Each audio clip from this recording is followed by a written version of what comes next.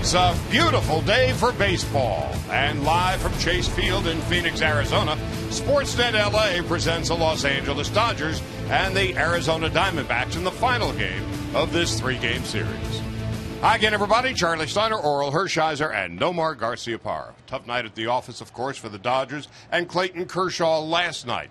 Zach Greinke gets the call today, and since Greinke joined the Dodgers in 2013, he and Kershaw have pitched in back-to-back games 51 times. The Dodgers have lost both games of those 51 only twice, so at least history sides with the Dodgers and Greinke today. Yeah, that bodes well for the Dodgers, and so does Zach Greinke's career record as a Dodger against these Diamondbacks. He is 5-0, so that's outstanding. Today, for him to be successful, though, I really believe he's got to get the ball hit on the ground.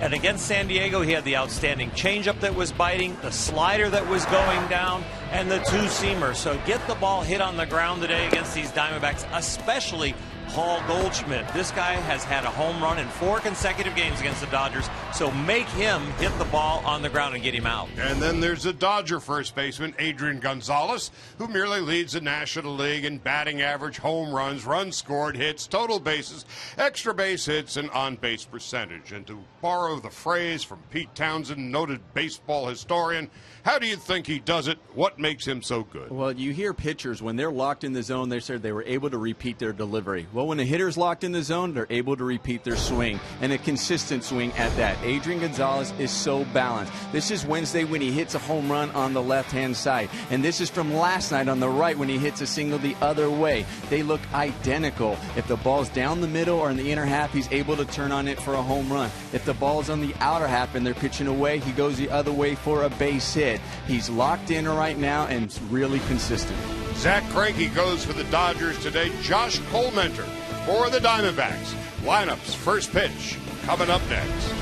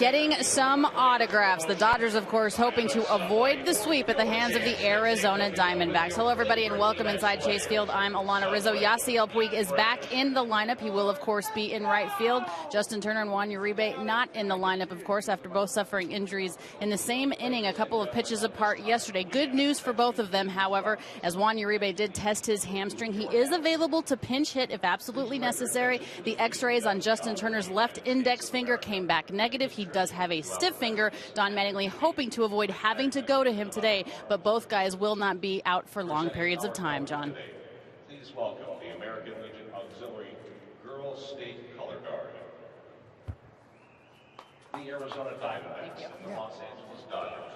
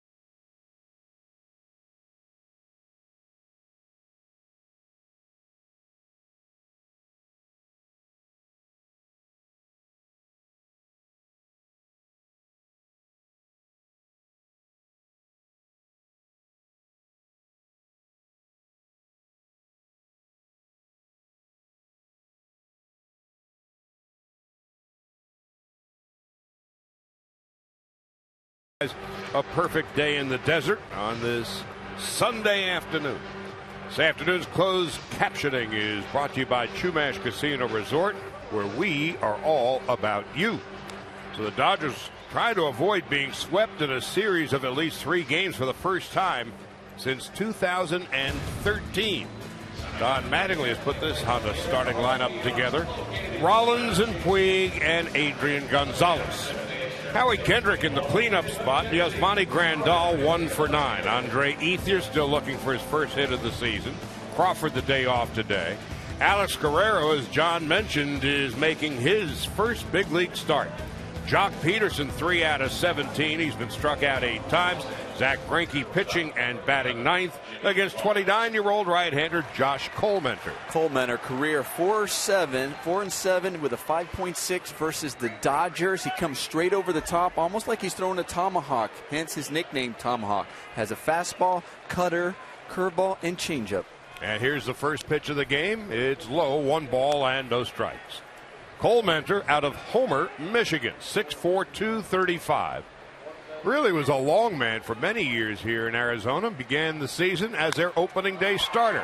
Rollins whacks a base hit into right field to get the game underway. Defensively behind Collmenter today, in the infield, Jake Lamb's going to be making his first start at third base. Lamb has difficulty hitting against lefties, and with Greinke in, so is Lamb. Ahmed Pennington at second base, and Paul Goldschmidt at first. David Peralta in left. A.J. Pollock's been hot against the Dodgers, so has Ender Inciarte in right. Tuffy Gozwich once again behind the plate. Yasiel Puig has been struggling early on. He's 2 for 17 and has been struck out 6 times. A 118 average. So Rollins has a stolen base already this season. Keenly aware of that, Collmenter throws to first. Adrian Gonzalez is on deck. Dodgers could use a fast start offensively after being shut out yesterday. Jimmy Rollins leadoff single, starting that off. Puig fouls it off, and it's no balls and 1 strike. Dodgers go home immediately after the game.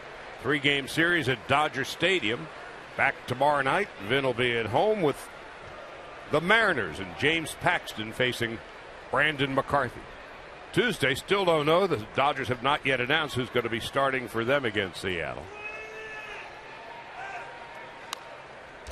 No balls, 2 strikes.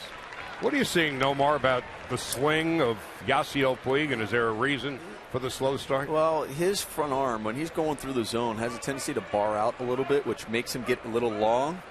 So as he's going to the ball, and that's why you see a lot of pitchers wanting to pound him on the inside. That pitch right there wasn't on the inside, but because of that bar, it kind of drops the bat a little bit, so he has a tendency to foul some balls off right now. So his timing and his mechanics are just not in sync right now, and he has to find that rhythm. Hopefully that day off maybe just kind of clears his head mentally, and he comes back here focused, staying through the ball. Gonzalez on deck and Kendrick to follow, and Collmenter deals. 1-2. And Oral, what about Josh Collmenter and his unique mechanics? Every time I watch him, I feel like my arm hurts. Just the way he cocks his arm and comes from behind his head like that. But a lot of that over-the-top stuff comes from his spine angle, because he tilts his back towards first base, and he's tilting that way, and it's really hard for him, I would think, to hit his spots. He's also just barely looking at the target with one eye when he tilts that head back. It's definitely unique, but I don't know how well it would function if you taught it to somebody else. 11-9 last year, making 28 starts in 33 appearances.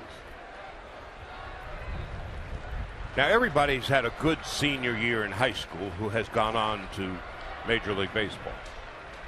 Josh Collmenter in his senior year at Homer High School was 10-0, 223 strikeouts, and an ERA of 0.13. Fighting the sun in right is Inciarte. Puig is retired, first out of the game. First baseman, number 23, Adrian. Some clouds, so it's not a pristine blue sky.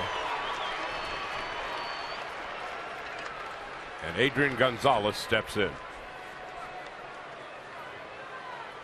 He's just leading the universe in every conceivable offensive statistic. Yesterday, he went 1 for 2 and his batting average went down.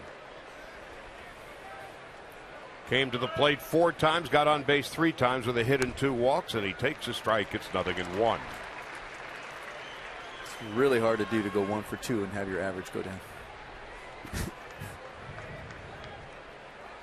And against Cole Mentor, his career average is 600, 6 for 10 with a home run. Just underway, 1 out, 1 on.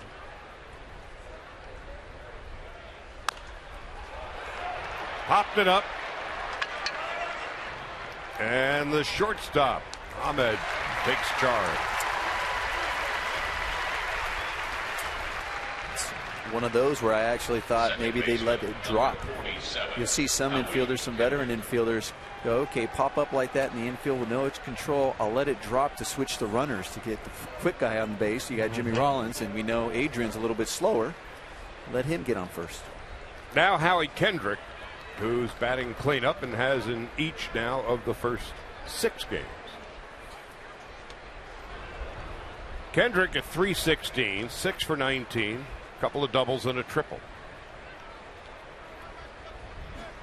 Cole Mentor came up with the Diamondbacks in 2011.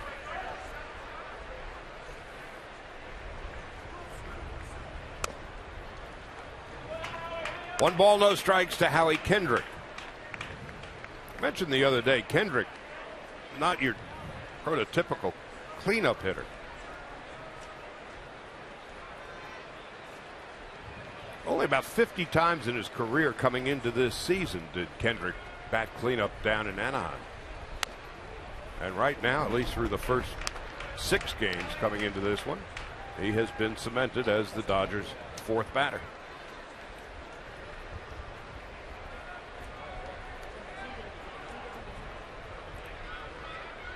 First week of the season, everybody bunched up tight in the National League West. As Kendrick takes a strike, it's 2-1. Jimmy Rollins over there trying to time the delivery of Cole Mentor. Just not quite on the mark yet. Chatting with Davey Lopes in between pitches, trying to get a read. And he is caught napping. So Rollins is picked off, caught stealing. No runs, 1 hit. Zach Greinke, looking for his first win of the season, will be facing the red-hot A.J. Pollock, Ender Inciarte, and the even hotter Paul Goldschmidt at the bottom of the first.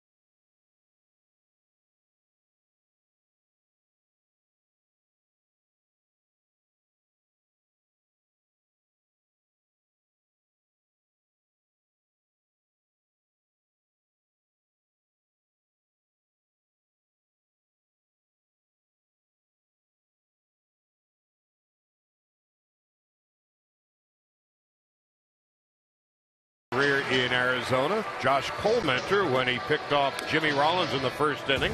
That was his first big league pickoff. And now a look at the Honda starting lineup. With A.J. Pollock, who has been red hot against the Dodgers, Ender Inciarte in right, and Paul Goldschmidt.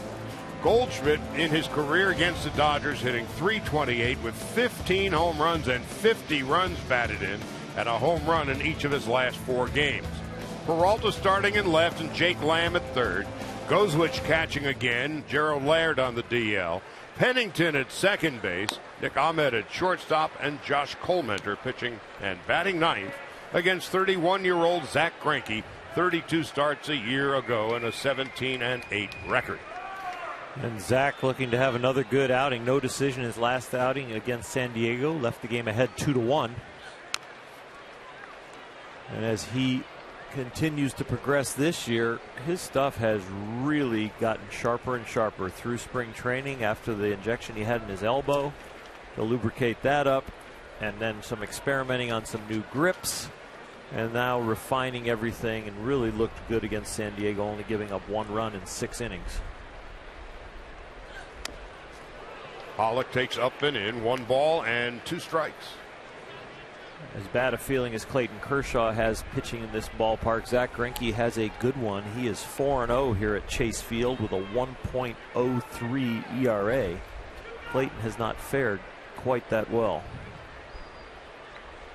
Pollock last night had a semi-historic evening, reaching base 4 times against Clayton Kershaw. By a hit Walker hit batsman. Only the 3rd player in history to do that against Kershaw. A long night at the office for Clayton last night, and a long day tomorrow in the dentist chair with root canal. Here's a 1-2. To third base, Alex Guerrero making his major league starting debut.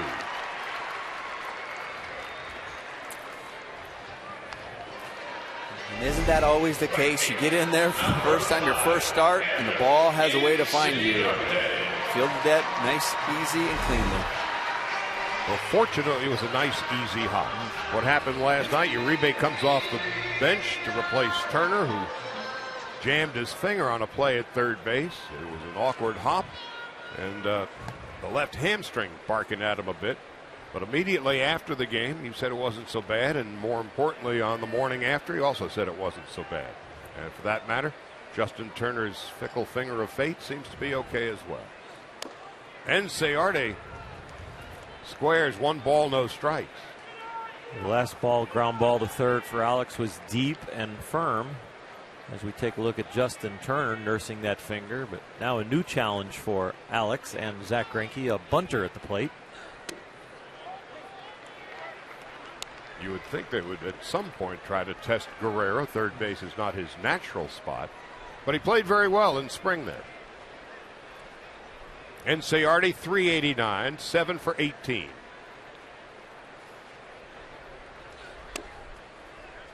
Two balls and a strike. Enciarte had the game-winning hit on Friday night in the bottom of the 10th. Dodgers brought 5 infielders in, and he found the right field line, singling home the game-winning run. There's Enciarte squaring the bunt, and it's 2-2.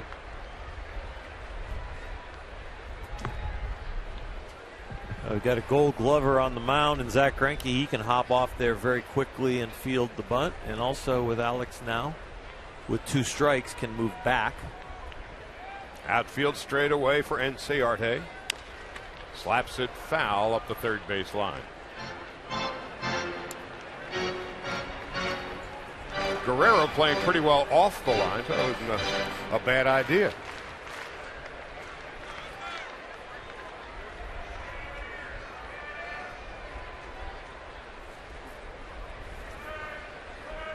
As we mentioned, the National League West in the first week of the season, bunched up tight. Enciarte with a high chopper. Gonzalez flips to Greinke. Couple of Gold Glovers involved in that play. 2 out. That is not a easy play. So the Gold Glover Greinke on the hill. Grandal behind the plate. Gonzalez has won 4 of them. Kendrick at second. Rollins at short. Guerrero, his major league debut as a starter at third base. Ethier in left. Crawford has the day off. Pederson in center, and Puig is in right. And here is Paul Goldschmidt, who has been nothing but murder on the Dodgers. He's been killing everybody so far this season. But against the Dodgers, 328 lifetime, 15 home runs. He has hit more home runs against the Dodgers than any other club. And a home run in each of his last 4 games against Los Angeles. The 1-0. There's a strike. 1 ball, 1 strike. Zach has fared well against Paul. Only 4 for 17 as they try and dot the outside corner. Little two-seamer the first pitch, and then the two-seamer that came back and got the plate on the second pitch. He didn't like that pitch too much. I think he got too much of the plate. Yeah, against the hot hitter right here with 2 out, nobody on, he's going to get a whole bunch of 0-2 pitches in my mind. I think Zach will not pitch around him, but he's going to pitch him real tough. Goldschmidt in his career against Greinke is 4 out of 17, 235. Has been struck out 8 times. Wow.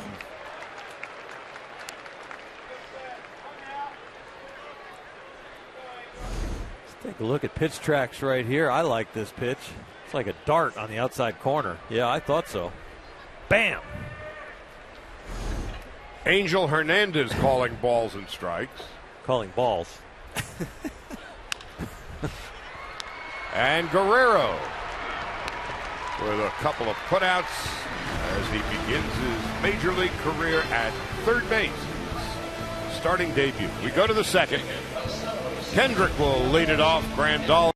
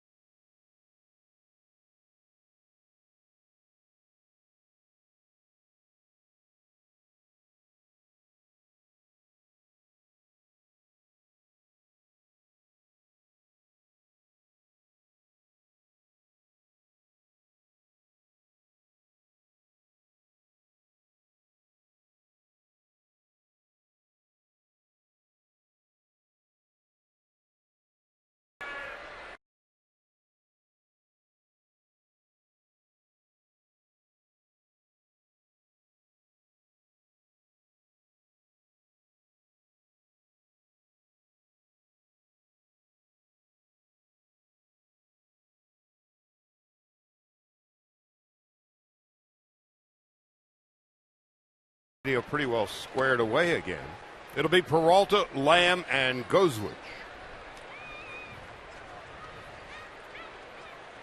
At the moment, we are told you're just listening to us, so we'll give you a little radio play-by-play until the pictures are back.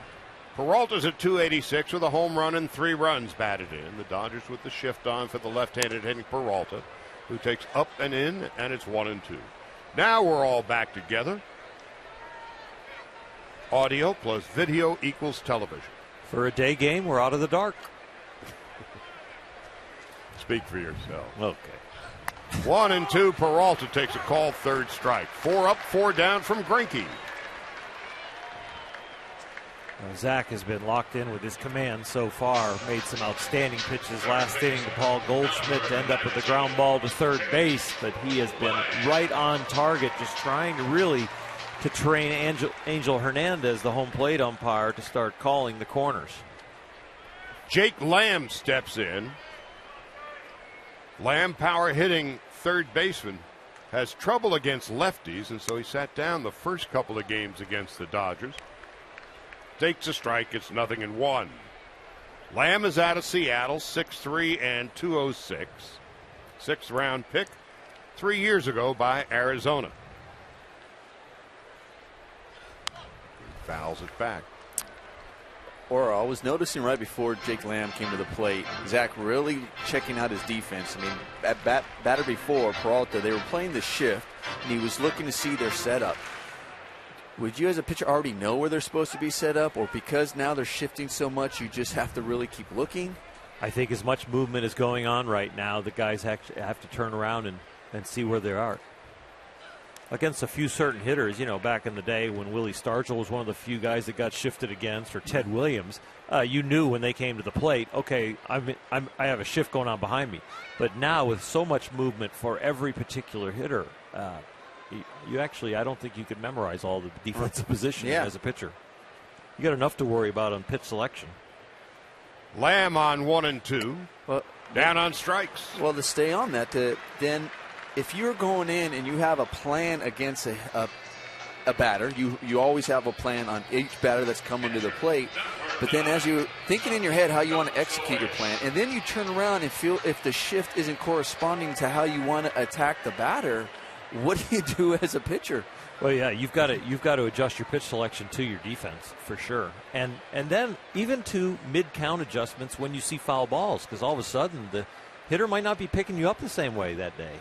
Tuffy Gozwich takes outside and low, 1 ball, no strikes. If he's late on a certain pitch, let's say on a fastball away, well, he's going to be exceptionally late on a fastball in then, if that's the next pitch you're going to throw. And if you're worried your defense is in the wrong place, you better make an adjustment. Dodgers essentially straight away for Gozwich, who skies it off to the right and out of play.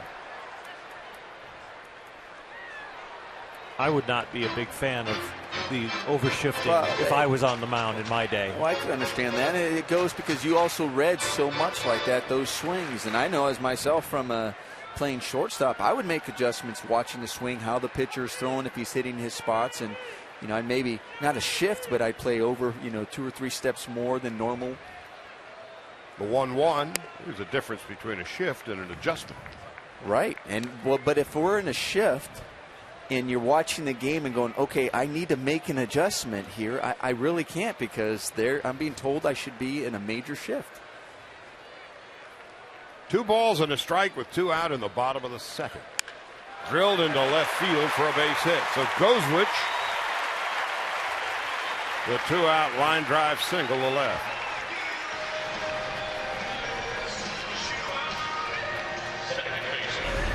One time Zach really doesn't hit his spot. You see where the glove is, but then the glove has to come back to the middle of the plate and up. So that was a little much of a hanging slider right there.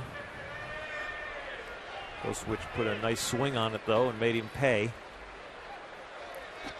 Cliff Pennington stepping in, came up with the A's in 2009.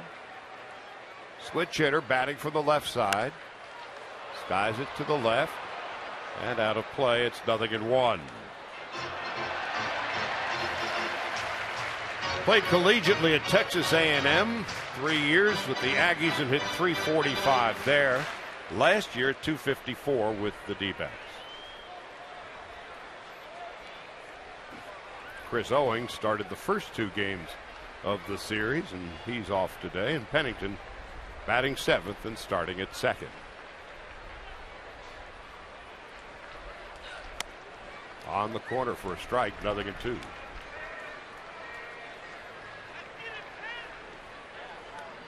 Nick Ahmed, the shortstop, is on deck. Pederson shaded a couple of steps toward left center. So a lot of room there in right center. You can hedge your bets a little bit between center and right field because of the great speed and ability to cover ground by both Pederson and Puig. So you can cheat a little bit there.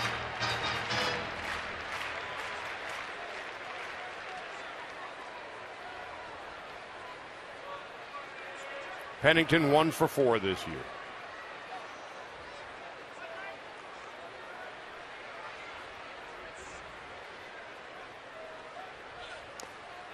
Blocked nicely by Grandal. 1-2. It was a nice block from Yasmani. It's a nice adjustment for him to not reach out with his glove. Earlier in this series, he's been putting the glove out, trying to reach for the ball, and then he leaves a hole in the wicket. In his blocking ability right there, he went strictly for the block. Forgot about trying to glove it.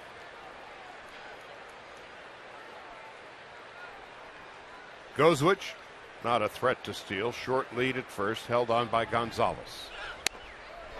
Third strikeout of the game for Greinke as he strikes out the side. Gives up the hit to Gozwich. And we will go to the third. Pederson and Greinke with his 3 strikeouts, and Rollins will bat in the top half of the third inning.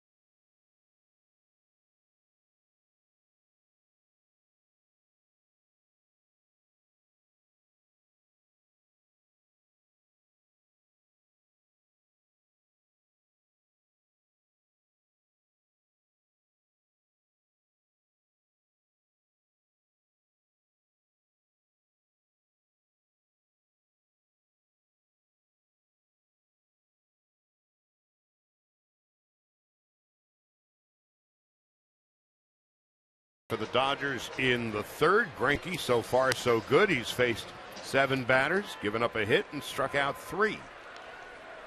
Pederson is 3 out of 17 so far this season. He's been struck out 8 times.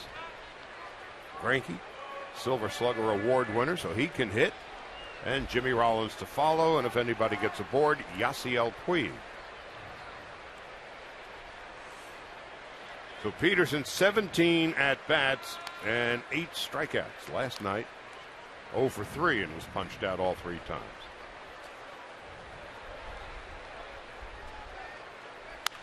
And he whacks it foul up the first base line, and it's 0-1.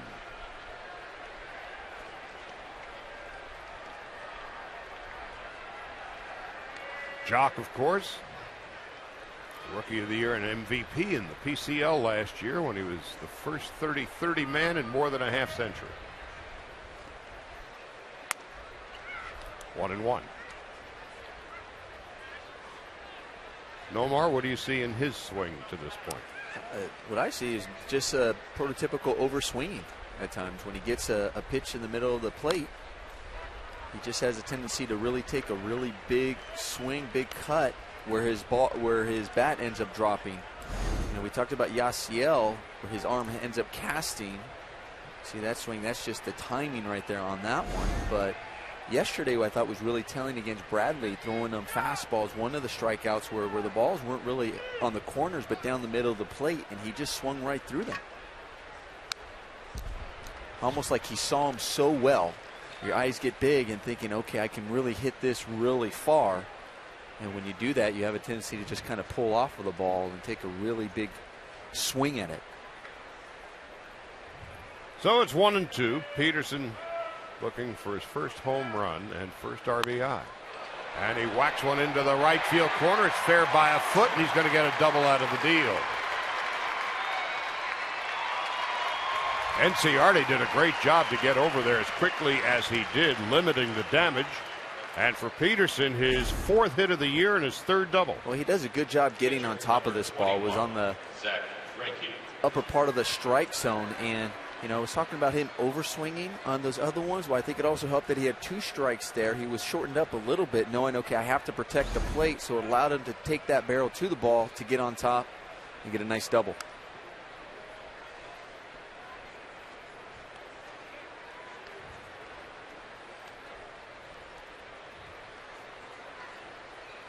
Now Greinke, who bunts extremely well, as mentioned, a Silver Slugger Award winner.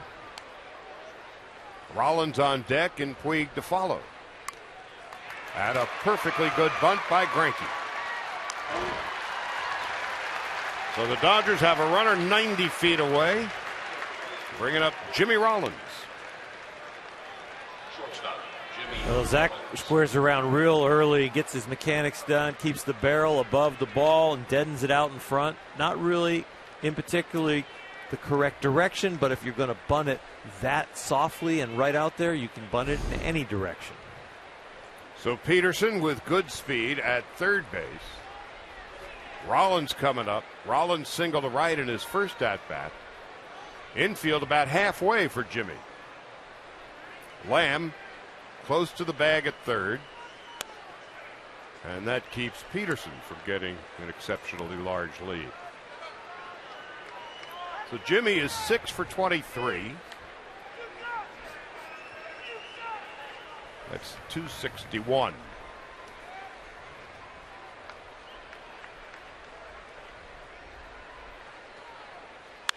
Into center field, and that is going to be caught by Pollock. Here comes Pederson. The throw's not going to be in time. So an RBI for Jimmy Rollins, his 7th of the year. On the sacrifice fly, the Dodgers take a 1-0 lead. Jimmy does a good job. He's looking for a pitch to stay up the middle, especially when you have the infield in. You're thinking, okay, I need something I can handle. I have a guy in third base, less than 2 outs. I want something I can get in the air. He squares this one up. It's a hard ball to center field, and you got the speedy Pederson scoring easy. Now the struggling Yasiel Puig, but it hasn't been for a lack of work, Alana. No, definitely not, hitting just 111 so far early on in this season. Talked to Mark McGuire about his early struggles. He said he's basically getting out of the strike zone, guys. He's getting himself out. He's making pitchers, the opposition, they don't even have to throw him a strike because they know that he's going to swing at even balls at this point. They want to get him back in the strike zone, get good pitches to hit. He's putting too much pressure on himself. Let's see what he can do here. Fly to right in his first at-bat and takes outside. 1 ball and no strikes. So Puig, 2 for 18. That's 111. But dating back to the 1st of June last year, including the playoffs, Puig at 263 with 5 home runs and just 31 runs batted in as he takes outside. Dodgers with their first lead of the series.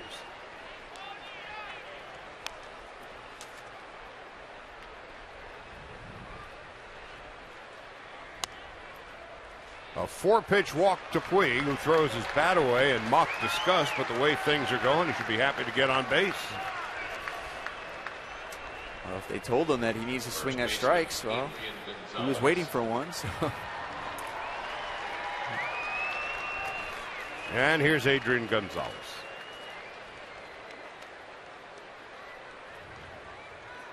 Who leads the National League in virtually every offensive category.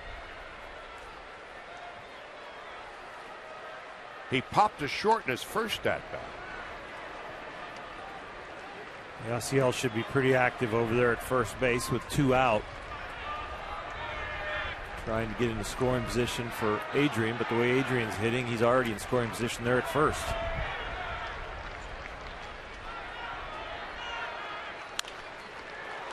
A perfectly positioned Cliff Pennington from 3 steps on the outfield grass retires Gonzalez.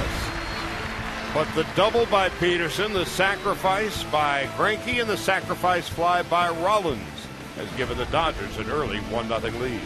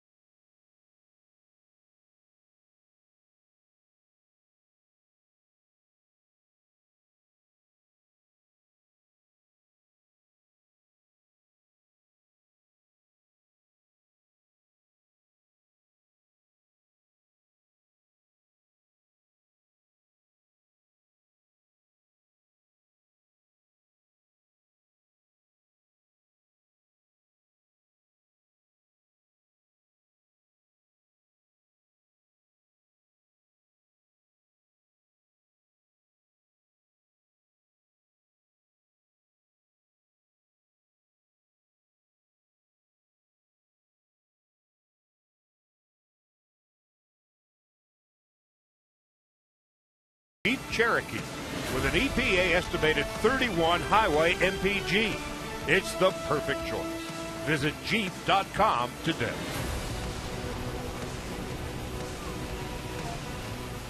So the Dodgers with a 1-0 lead, and Zach Greinke will be facing Ahmed, Colementor, and Pollock. Jock Pederson being driven in by Jimmy Rollins in the top half of the third. So it's the first time this series the Dodgers have had a lead. Ahmed takes high and away, 1 ball and no strikes. 1 out of 12, couple of walks. Colementor on deck. And then A.J. Pollock.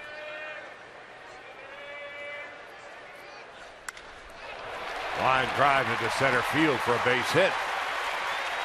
Clean single for Ahmed, his 2nd hit of the year. Ahmed's the type of hitter that you might take a little bit of a rest. Zach going low and away. This ball ends up right down the middle. The light hitting shortstop hits a solid line drive up the middle, and now the Dodgers and Zach will have to deal with the sacrifice bunt.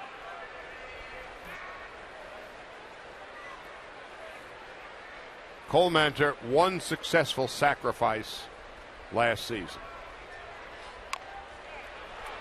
Bunts it to Greinke. Mission accomplished.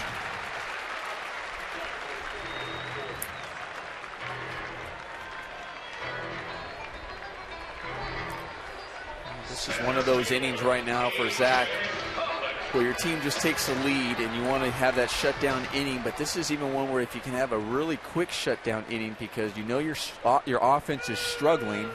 Over there, they're going, okay, we got one finally. We got the lead. Let's go. We want to get back in here as quick as we can to see if we can continue putting some more runs on the board. A.J. Pollock stepping in. Pollock last night, 3 hits and a walk against Kershaw. And he has been murder on the Dodgers over the years. There's a strike, and it's 0-1.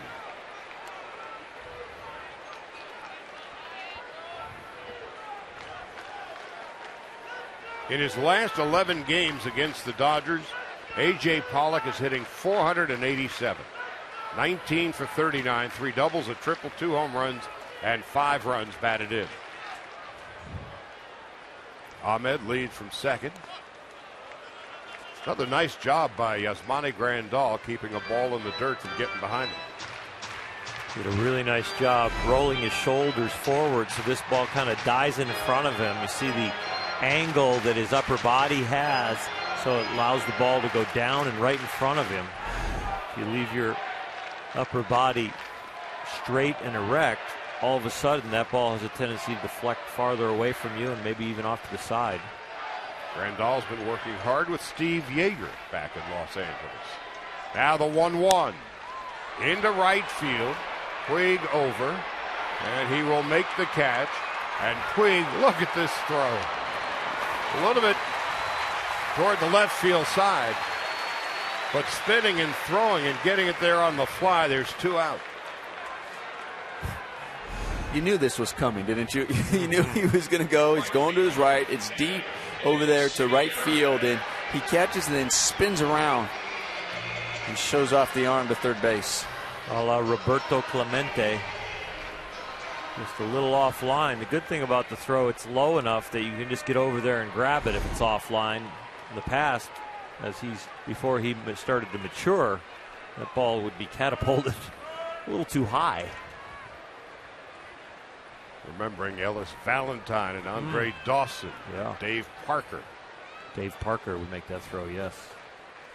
Now Inciarte takes Hyatt outside. 1 ball and no strikes. Here's a time over there at third base. Guerrero really needs to be aware of a possible bunt. I mean, Inciarte is one of those that will try to bunt at any time, and especially when there's a guy over there in scoring position. With 2 out. Inciarte bounced to first in his first at bat. 2 balls and no strikes. Little extra pressure for an infielder when it's not only preventing a hit, but preventing a hit that could score a run. There's that pressure because you know that, but at the same time, you're just hoping that you're at the right angle to read it, because what I mean by that, you're going, okay, at third base, I know I got to take away the bunt. I'm trying to read his hands, but at the same time, if he does swing, okay, now I have to read the ball off the bat. Guerrero played 49 innings at third base during the spring.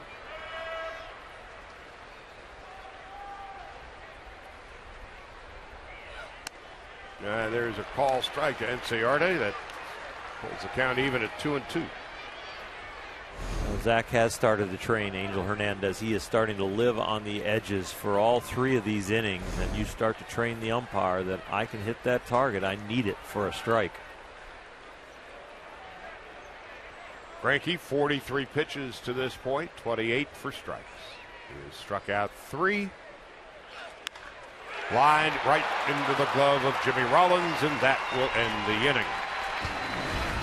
No runs and 1 base hit. We'll go to the 4th. Dodgers and Greinke 1-0.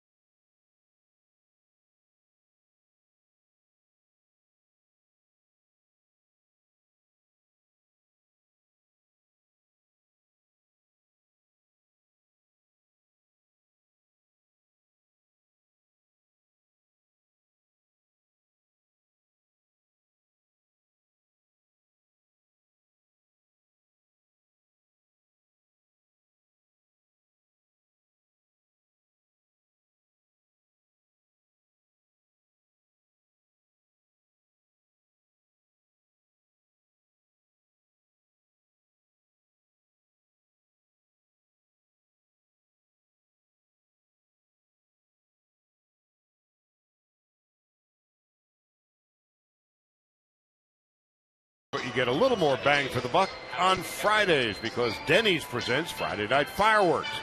Come on out this Friday night, April 17th, and take your place on the field to see the fireworks featuring the sounds of Coachella 2015.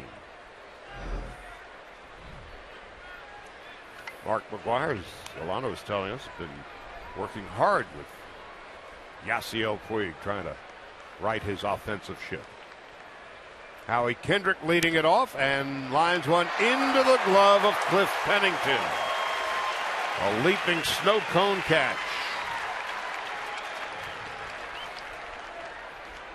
A little hard to pick up the ball today with the shadows behind the hitters and then the hitter in the sunlight. But he did a nice job timing his leap right there and grabbing it.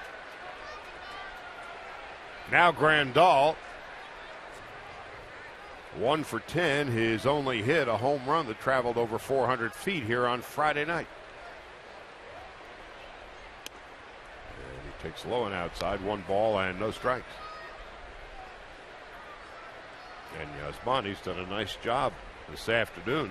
Several pitches in the dirt, which he has kept in front. There's a strike.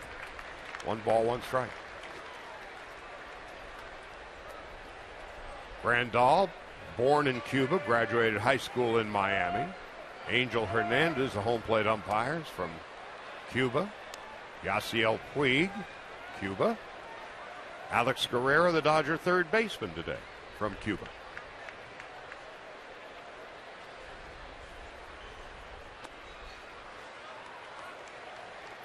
Grandal 3-1.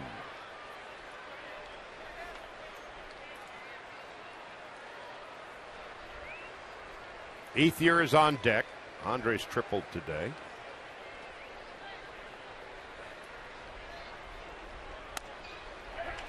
Grandal thought it was high. I thought it was a little high myself.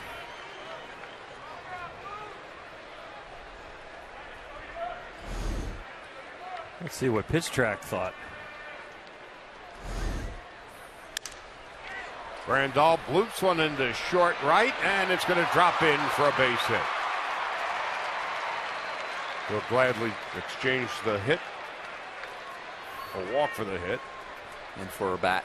So, yeah, you're like, okay, I'll sacrifice the bat for a knock like that. Got in on him, jammed him, broke it, but we'll take it.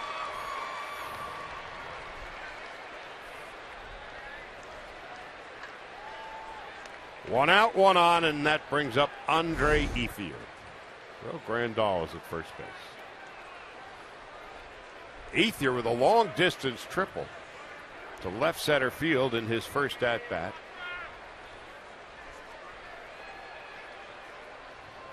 Andre, his second start. Lines one into right field for a base hit. Grandal is on his way to third, and Ciarte's throw is cut off. Ethier is 2 for 2. Two things I like about this at bat. One, obviously, is the base hit by Andre Ethier. Staying on this ball. It was an off-speed pitch on the outer half, and he's able to still get the barrel on it and drive it to right field. The other thing is what a great read by Yasmani Grandal on this ball. He was just thinking get him to third, first to third the whole way. And that definitely sets up for this at-bat right here for Guerrero. It just changes your mindset now knowing here's a guy that on the mound who's effective when he's down in the zone. So I get to set my sights higher because I'm looking for something I can handle to try to hopefully get a ball in the air and at least get a sac fly out of it. Alex Guerrero bounced to third in his first at-bat. Hit .306 this spring with 3 home runs. And he's got a chance to plate a run or two here. High and outside, 1 ball, no strikes. During spring training, Guerrero played 49 innings at third base, 18 at short, and 21 in left field. And so with Uribe and Turner down today, Guerrero makes his first big league start at third base.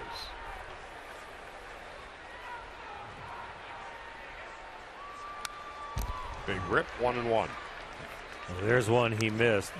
Exactly the plan you said, Nomar, about try and get something up to get at least the sacrifice fly. They went away on the first pitch. Second pitch, they're trying to come in, but they miss up and out over the plate. Alex found the one he was hunting, just didn't shoot it.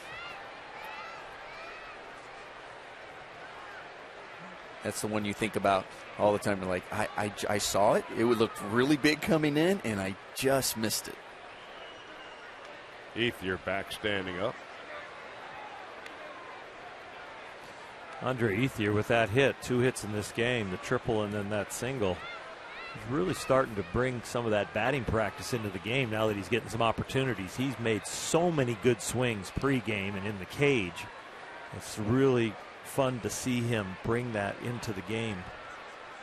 And that swing he hit, that was a changeup, and he still had his balance and a lot of swing left. Had it not been for the leaping catch by Pennington to rob Kendrick of a hit, this might already be a big inning.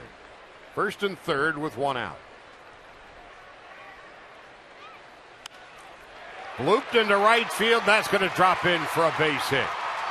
In to score is Grandal. Guerrero with his first RBI of the year. His first hit of the season has given the Dodgers a 2-0 lead.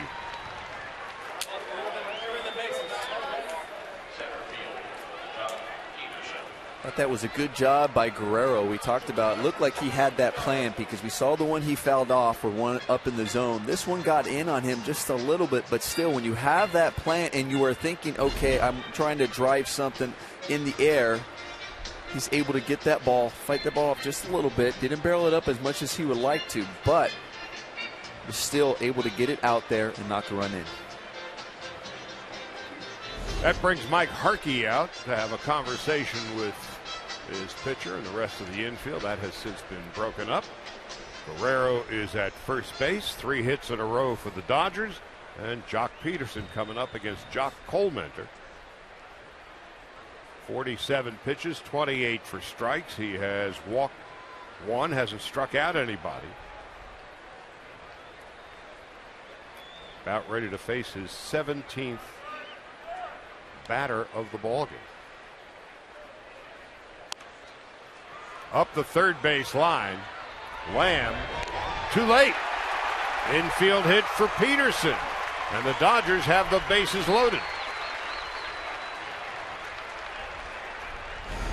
A cue shot right here. Jacques gets out in front of this changeup and hits it right off the end of the bat. If it's a cup bat, it is splintered. But the spin, but really the speed of Jacques gets this. Take a look at this speed.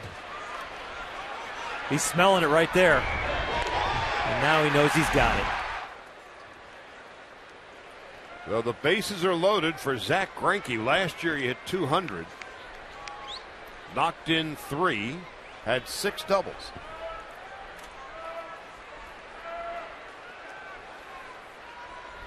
Won the Silver Slugger Award in 2013. He's got the bases loaded to work with 1 out.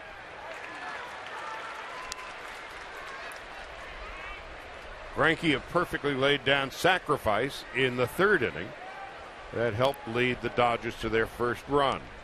So Ethier, Guerrero, and Pederson are the base runners. Colmentor is in trouble. The Dodgers already with 7 base hits.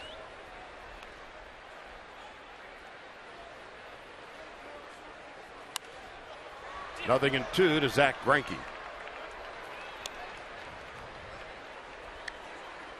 Started him off soft.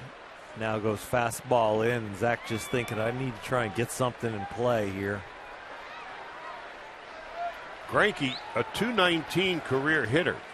But in 2013 with the Dodgers, he hit .328.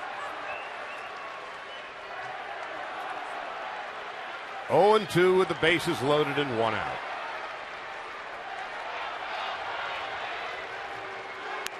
Call strike 3. Greinke down on strikes. Colmentor's first strikeout of the game.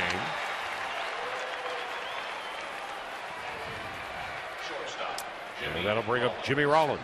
Well, the Dodgers coming into this game, they're batting just .118 with runners in scoring position and 2 outs. And we could sure like to see that get better in this at bat right here by Jimmy Rollins.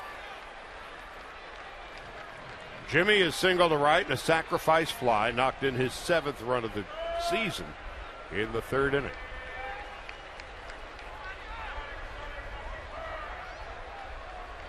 Puig is on deck.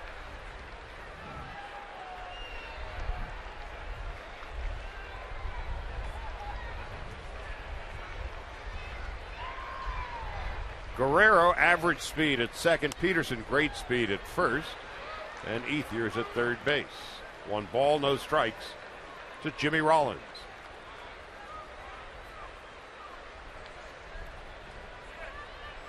Rollins now 6 for 23.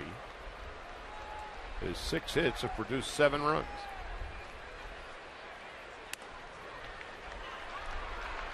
Two balls, no strikes.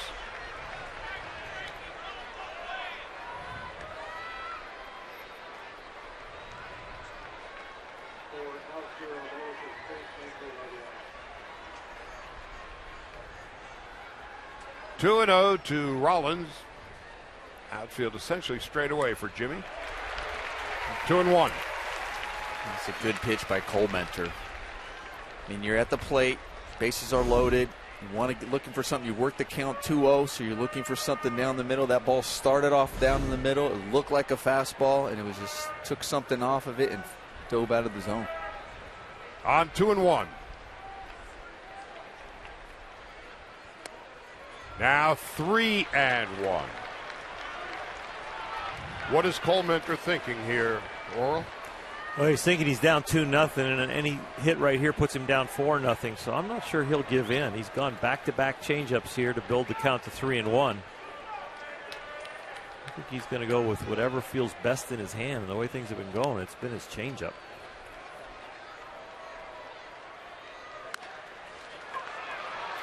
Pennington to Goldschmidt.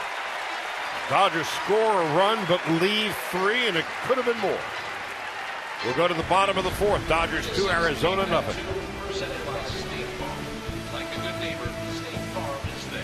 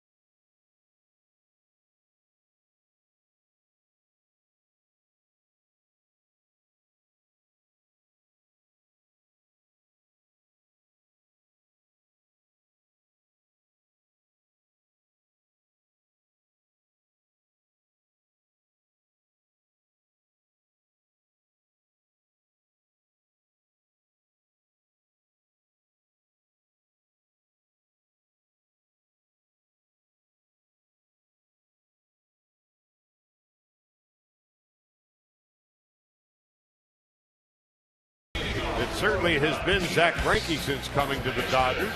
Following a loss, he has been money in the bank. And what's remarkable, mentioned in the open of the broadcast today, when Kershaw and Greinke have gone back-to-back, they've done so 51 times. Only twice have the Dodgers lost 2 in a row. So it's nice to have not one, but 2 stoppers. And so far, so good for Greinke, who's facing Paul Goldschmidt, David Peralta, and Jake Lamb here in the bottom of the 4th. And it's a call strike, 0-1. The fellow they call Goldie around here. Not Paul, not Goldschmidt, it's Goldie.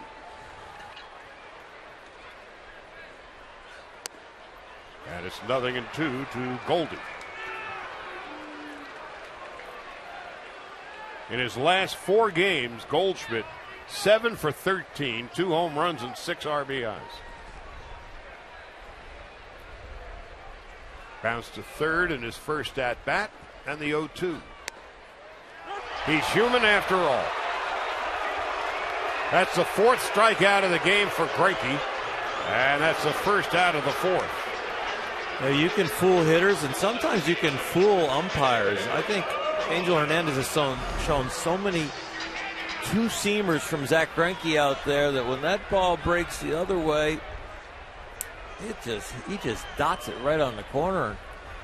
Angel got him. Well, you were saying that you can also train the umpire and showing them that you're able to hit the corners. Yep, he's walked him right out there. So yeah, and you have the umpire anticipating those on the corners. Yep. Well, he's going out there. They've been strikes, so I'm going to continue calling them strikes. Glavine and Maddox were perfect examples of doing that. They created their own strike zones. Sometimes it was in the other box. Peralta to second base. Dodgers had the shift on, and perfectly positioned was Kendrick. 2 out, nobody on, and so far so good for Greinke, who to this point has struck out 4. 49 pitches, 33 strikes. And 1 outfield fly. Jake Lamb, a strikeout victim in his first at-bat, making his first start of the series. 2 for 8, grounds it to short, and 8 up Rollins.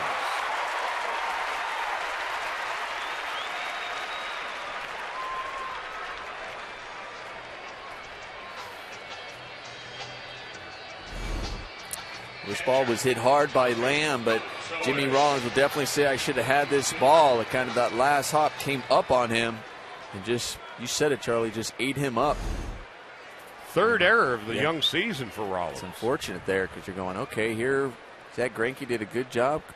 Have a quick inning right there. And now he has to make some more pitches. Looked like he got a piece of his left wrist more than the glove.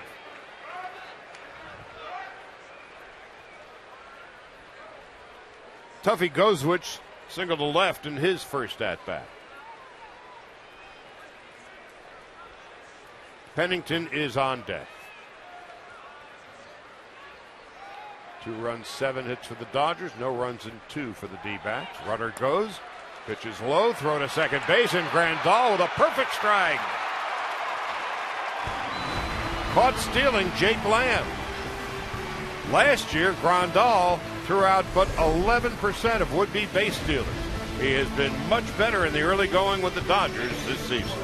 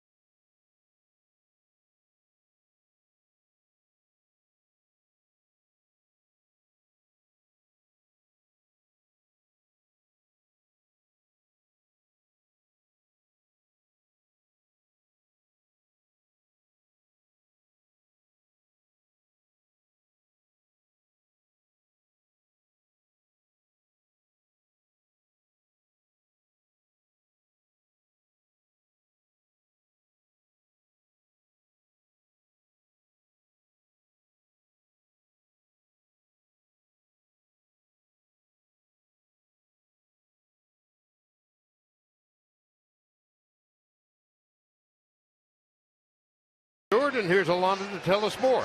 Well, Charlie, he was hired as the 4th general manager in Diamondbacks franchise history back on September 25th of last season. But, of course, Dave Stewart had a tremendous playing career, played 16 seasons in the major leagues. Of course, he had his Dodger debut in September of 1978. 5 years later, he was traded to Texas for current Dodgers pitching coach Rick Honeycutt. 1986, he signed with the A's and ended up pitching 4 straight seasons with at least 20 wins. And then on June 29th of 1990, he no-hit the Blue Jays. On the exact same day, the Dodgers' Fernando Valenzuela no-hit the Cardinals. The first time no-hitters were thrown in the same day in both leagues, guys. Yasiel Puig fouls it off to the right, and it's 0-1. Dave Stewart, after his playing career, was an assistant general manager up in Toronto. Then he became a player's agent, and he represented, among others, Matt Kemp and Chad Billingsley. And then he gave up his agent business to become the general manager of the D-backs, and there's a major reclamation project going on here. After all, Arizona last season, 64-88, 30 games behind the Dodgers and the worst record in baseball, so they brought in a new manager, Chip Hale, and they're completely under new management as Puig takes a strike. It's 1-2. And Stu is one tough hombre. Very tough. And when he started winning those consecutive years of winning 20 games, it was a split finger fastball that really started to help him take off. Always had an electric fastball and pretty good command, good breaking ball, but the split finger really changed his life as a pitcher. And he just had a presence about him. Here's a 2-2, well hit to left. It'd be the hardest ball that Puig has hit all year, but is way out in front.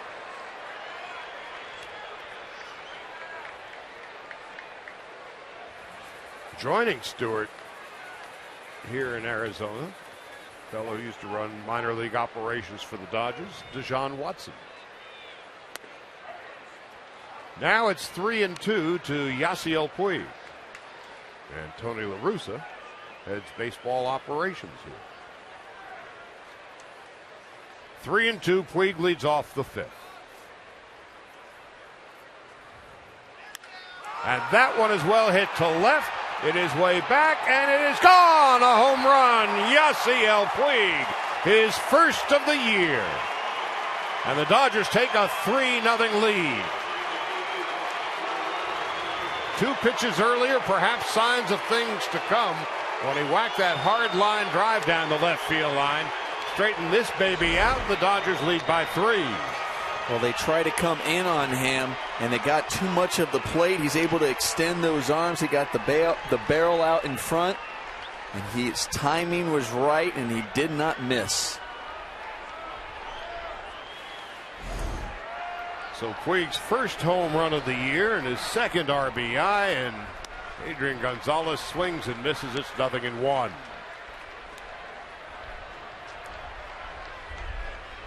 Dodgers certainly need Puig's bat to come alive.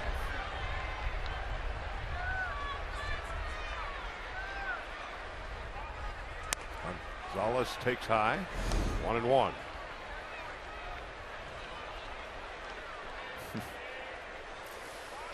Yeah, when you know you're struggling and you've been working with your hitting coaches and you know you have a plan and you want to go implement it in the game and it works, you definitely appreciate it and you give some hugs.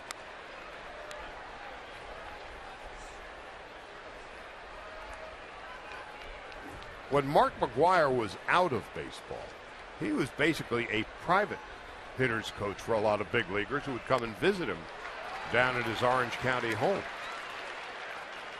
And then it was on to the Cardinals, and then eventually, of course, would come back home to Southern California and take over as the Dodgers hitting instructor. Mark is one of the first to the ballpark every day.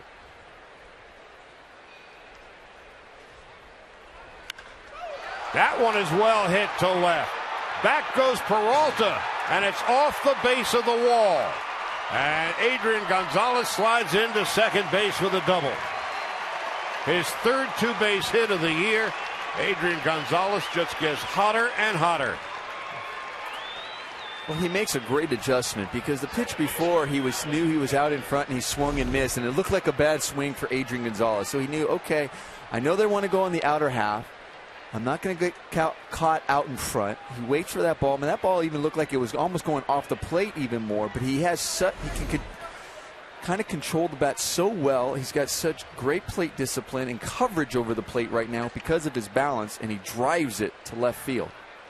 Kendrick 0 for 2, robbed of a hit in his last at-bat by a leaping catch at second base by Cliff Pennington.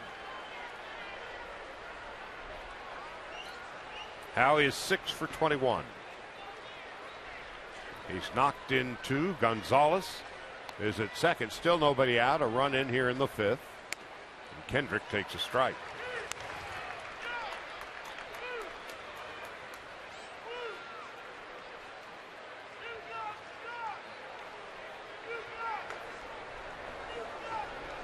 Randall Delgado, the hard-throwing right-hander, now warming up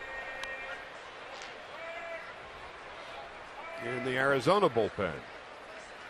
Kendrick gets the job done, advancing Gonzalez to third.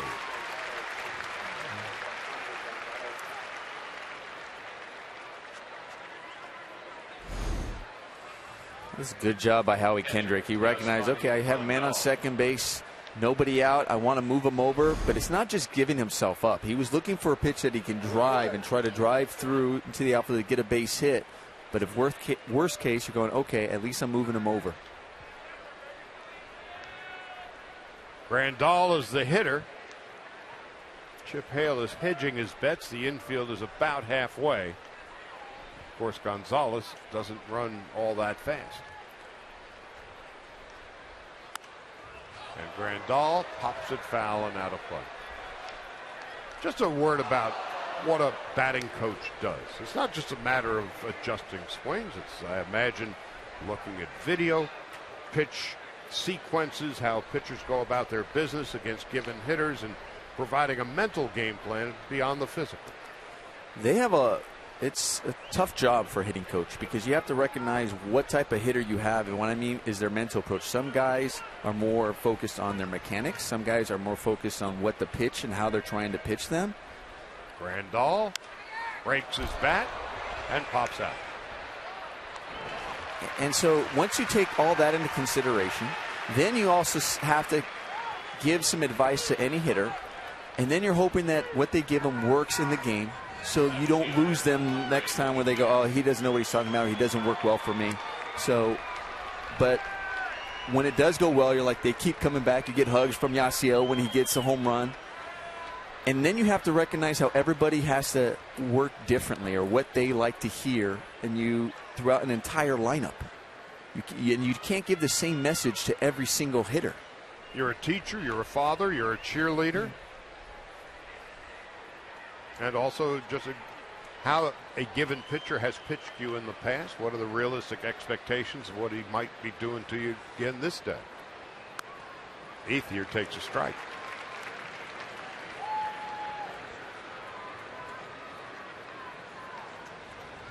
And so when you hear fans say, how can he be a hitting coach? He was a home run hitter. Well, there's a lot more to it than that.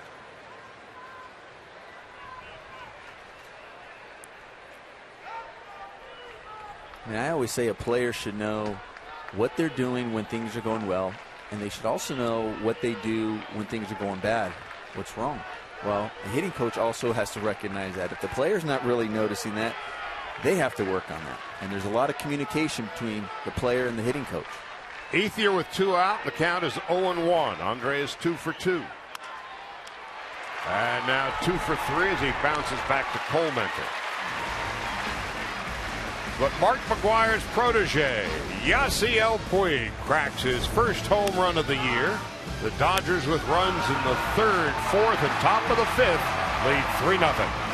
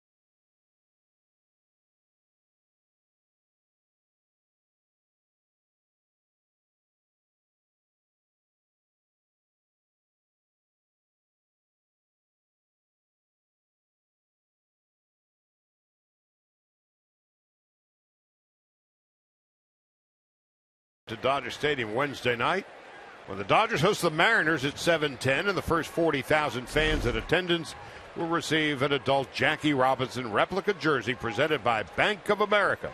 For tickets, visit Dodgers.com/promotions. Tuffy Gozwich swings and fouls it back, 0-1. He was left standing at the altar in the bottom of the fourth when Jake Lamb attempted to steal second base and was thrown out by Yasmani Grandal.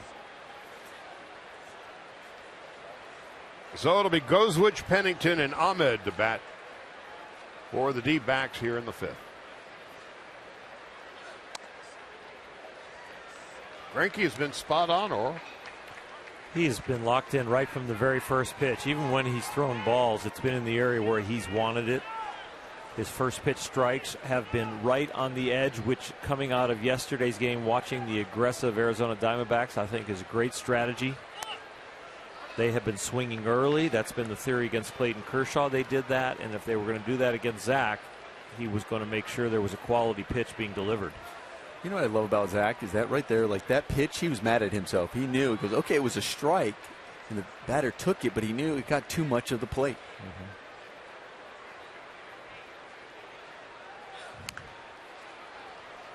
Yeah, it's very good at keeping your self-inventory, because, you know, you might as well evaluate yourself on execution, because good execution at real high levels, as you see his disgust after a called strike, a good self-evaluation on that kind of stuff is going to lead to a higher percentage of quality pitches and a higher percentage of good outcomes. Rollins boots another one. Rollins' second error of the day and his fourth of the season.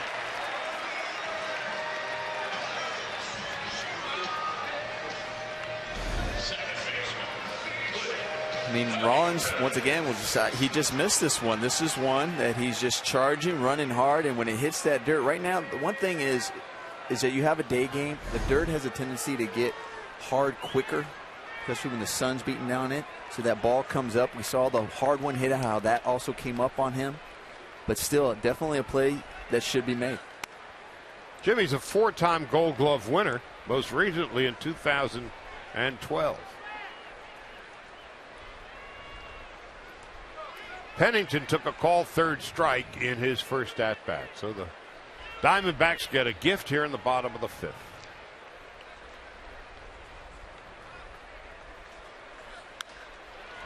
Into short left, and in to make the play is Ethier. It looked like Ethier didn't get a good read right off the bat. He really kind of stopped in his tracks, and he didn't really pick up the ball. And it almost looked like it was going to fall in front of him because of the way he reacted right off of the bat, but then able to see it, recover, and make the catch. Another quick out for Zach Greinke. Could have two out, nobody on, other than the error from Jimmy, but he's done a great job today being efficient with his pitches. Only 59 pitches to this point, and one of the things that Zach always critiqued himself on, wow, I had great stuff, but I've just too much picking. But he's really attacking today and being efficient. Nick Ahmed single to center in his first at bat. No balls and one strike. Aaron Hill in the on deck circle, and so Colementer's day is probably done.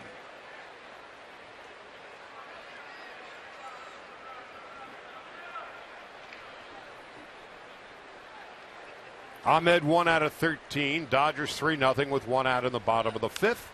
And there's a line drive base hit into center field. Nick Ahmed is 2 for 2. Well, they're sure about the glove in Arizona. They're just not sure about the bat, but he's sure swinging a hot one today.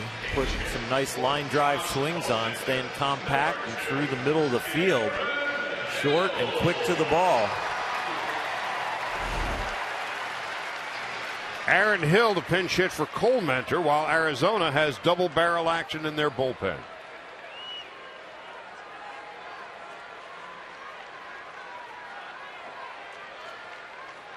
So the Dodgers get Colementor out after 5 innings. 3 runs and 9 hits and a strike to Hill. It's 0-1.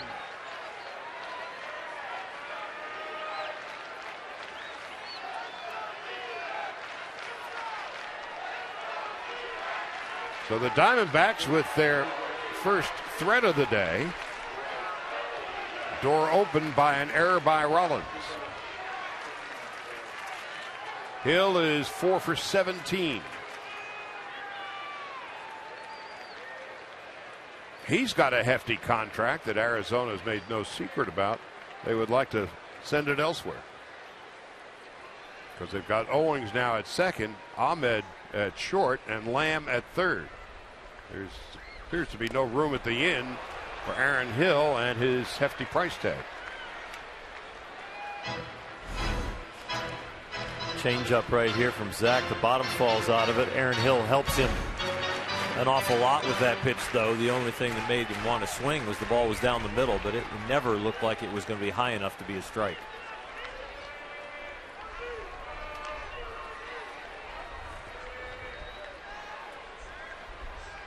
Gozwich at second, Ahmed at first, and Hill takes low, 1-2.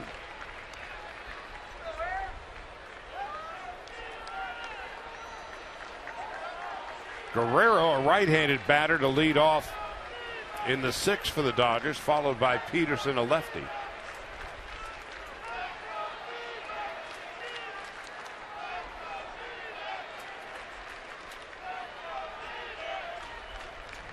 On 1-2, Hill takes low, and again a nice job by Grandal keeping the ball in front of it. A little easier one than the other two. This one lodges in the glove, not trying to catch it, but it just found its way in there. The dangerous A.J. Pollock is on deck. A.J. Schugel, who's just called up today, warming up in the pen, and Hill is down on strikes. 5th strikeout of the game for Greinke. Take a look at this two-seamer. This has got some action to it. Oh. That ball broke like either a hard split finger or an amazing two-seamer. Those are ones as a hitter, you're like, did that look normal to you? When you look back at the umpire and go, wow, there was some movement on that. Like that a was spitter. Yeah. And not that you're assuming or saying that he's doing it, but it was just that much movement. He's been doing that all game. I would have no idea what that would look like. Pollock 0 for 2, swings and misses. It's 0-1. A.J. has bounced to third and flied to right. Greinke out of Orlando, Florida. A.J. Pollock, a rustic New Englander from Connecticut. Gozwich leading from second, Ahmed from first.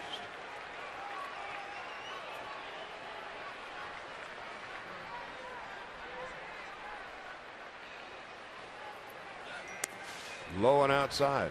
See that low and outside breaking ball right there. I don't know, Zach pulled it. You take a look at how much room there is on the right side with the defense the Dodgers are playing, putting Howie right up the middle. You got a Gold Glove pitcher on the mound, and that's his glove side right where Howie's playing. I think we're almost doubly covering that space. Yeah, it's almost like Howie should be probably a couple more steps to his left, because you got to trust that Zach will make the play at him.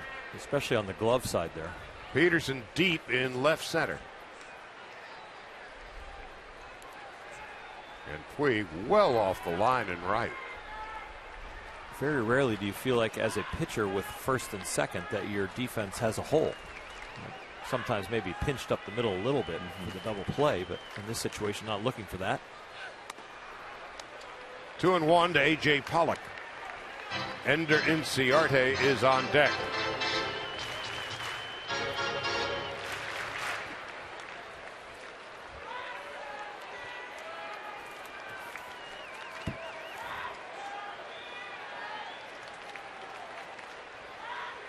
Dodgers nursing a 3-0 lead.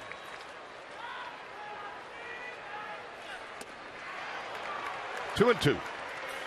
I'll tell you, watching A.J. Pollock this series, and he's used all the fields. We talked about the shift already on him, where Howie is, but especially with 2 strikes, now I'm just adjusting. When we talked about adjusting from the shift, now I'm taking a few steps over because he will shorten up. He's shown that this series, and try to either punch it the other way or stay inside the ball. 2 balls, 2 strikes, and 2 out. Strike 3, swinging, foul tip into the glove of Grandal. The 6th strikeout of the game for Greinke, and his biggest pitch of the game to this point. We'll go to the 6th. Dodgers 3 and Arizona nothing.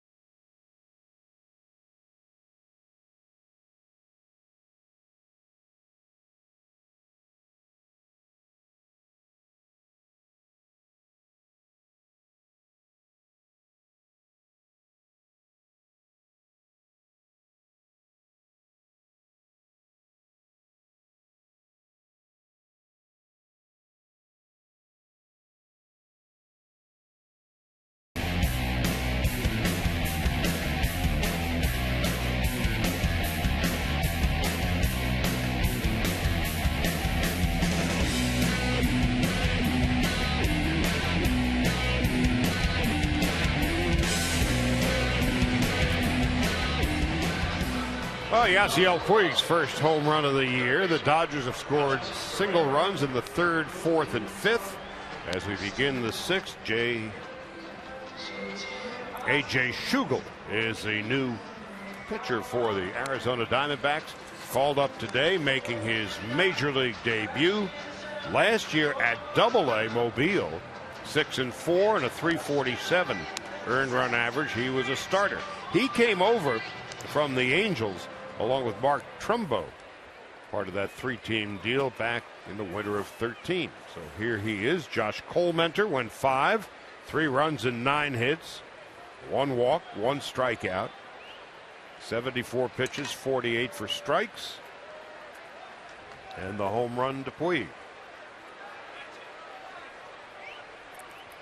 Alex Guerrero to lead it off for the Dodgers. Guerrero, first big league start, his first big league RBI when he singled to right in the 4th inning. 1 for 2.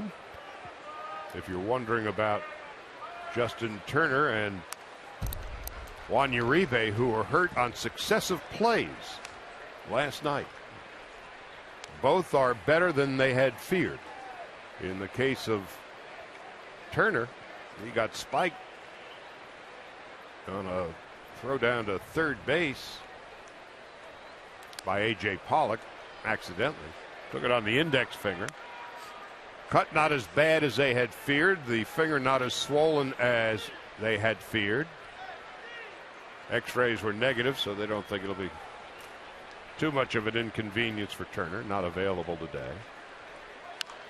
And Uribe pulled a hamstring on the very next play. This is where Turner got it. And then on the very next play, Uribe, fresh off the bench, awkward play, pulled the hammy. Saw him immediately after the game. He didn't think it was too bad, and more importantly, the morning after, he said it wasn't too bad. And Guerrero grounds out. Catch connected with Clayton Kershaw tomorrow at 5 o'clock. The 3-time Cy Young Award winner discusses the new roster, working with his new battery mate Yasmani Grandal. Don't miss Connected with Clayton Kershaw tomorrow at 5, right here on Sportsnet LA.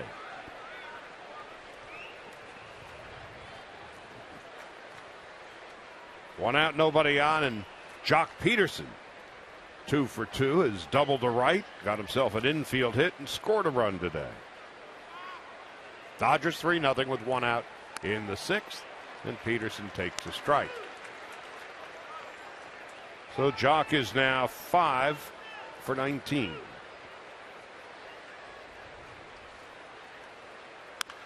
Fouls it back. Schugel's got a nice arm. Already topped out to 94. Can see why he was a big part of that trade. He's come down to 79 miles an hour with his off-speed stuff, so a nice 15-mile-an-hour differential. Out of Winter Haven, Florida, 6 feet, about 200 pounds. 1 ball, 2 strikes. We were talking about Dave Stewart, the new general manager of the Diamondbacks. I'm sure he has a close eye on this young fella's big league debut. Trying to get that change up of his right there from out sliding out of his hand and get it on line and get it over the plate. Schugel's got some baseball blue blood flowing in him. On 2-2. Outside 3-2. His dad is a longtime scout and a special assistant these days to Reds general manager Walt Jocketty. And his godfather is a special assistant to Dave Stewart, Mike Piantek. 3-2 with 1 out. And Pederson with a fly ball well hit to center field. It is way back, and it is gone, a home run. Jock Pederson's first home run of the year. His first run batted in of the year. And the Dodgers with solo runs in the 3rd, 4th, 5th, and now here in the 6th have a 4-0 lead.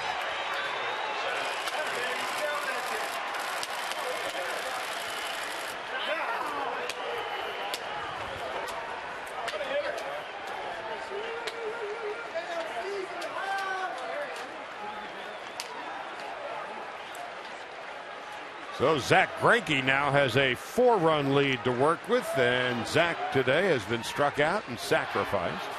Well, Jock Pederson does a good job getting the count 3-2, looking for the fastball, and he stays inside of it. This one he didn't pull off. He brings the hands in, gets the barrel to the ball, and drives it to left center. Dodgers with their 2nd home run of the day. And Pederson, the first of his career. I imagine he'll get that one back.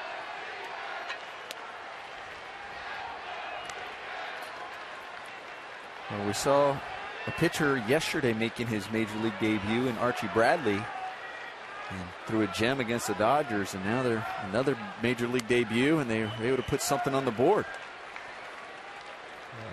A big leaguer is a minor leaguer with an opportunity to play up here, and both those guys, Schugel in his first and opening inning, and now Jacques with his first big league home run. Pennington, a good defender, makes an easy play on Greinke, 2 out.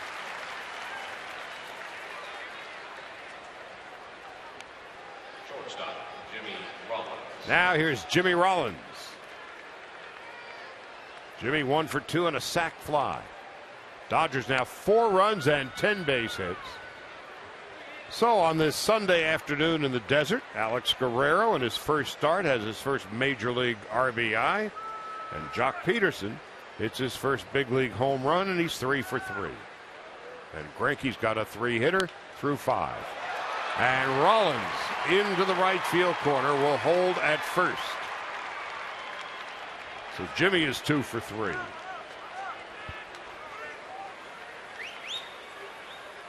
And Yasiel Puig is coming up. And the ball, they wanted that ball in the outer half, came on the inner half, got a lot of the plate. And Jimmy does a good job barreling it up.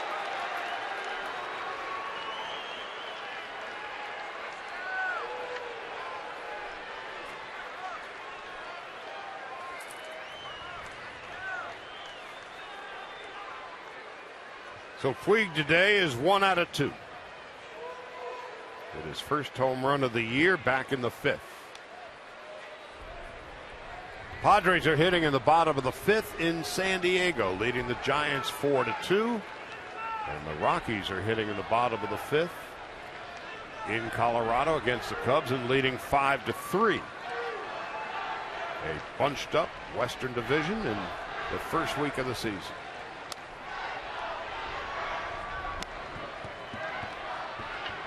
Rockies began the day at 4-1.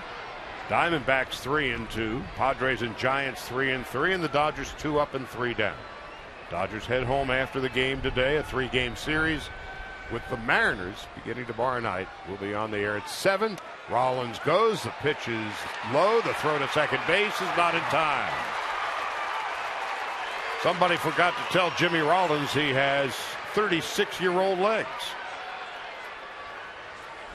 Well, he got a great jump on this pitch right here. I'm wondering, I mean, the pitch was low, but I was also wondering if Yasiel recognized, I mean, it was such a good jump. If you're standing there as a right-hander, you can recognize a good jump over there at first base, and he makes it in there easily.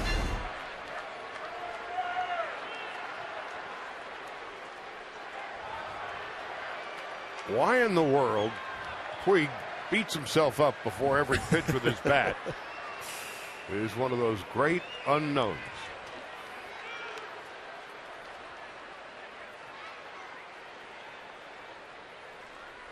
Well, Charlie, you should ask him. You should ask him, but make sure he doesn't have the bat in his hand when you ask him. You know, the bat is probably asking itself the same thing. Why are you doing this to me?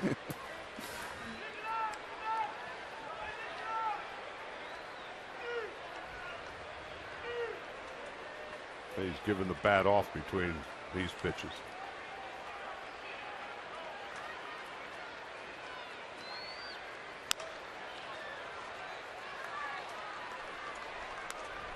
Now it's 2-2.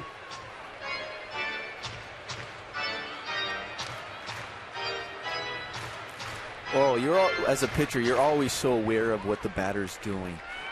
When you see a batter kind of like trying to go through mode, do you pick up on that, what he's trying to do? I was just actually, it's amazing you said that, because I'm sitting here watching him do that, and it's like it leads me to my next pitch a lot of times. Okay. When they're trying to concentrate, I want to stay inside this, or I want to do more top hand.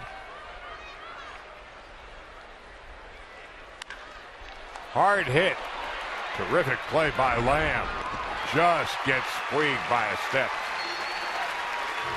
Well, Puig hit the ball solidly, but Pederson hit it even more solidly. His first big league home run. And the Dodgers now have a 4-0 lead as we head to the home half of the 6th.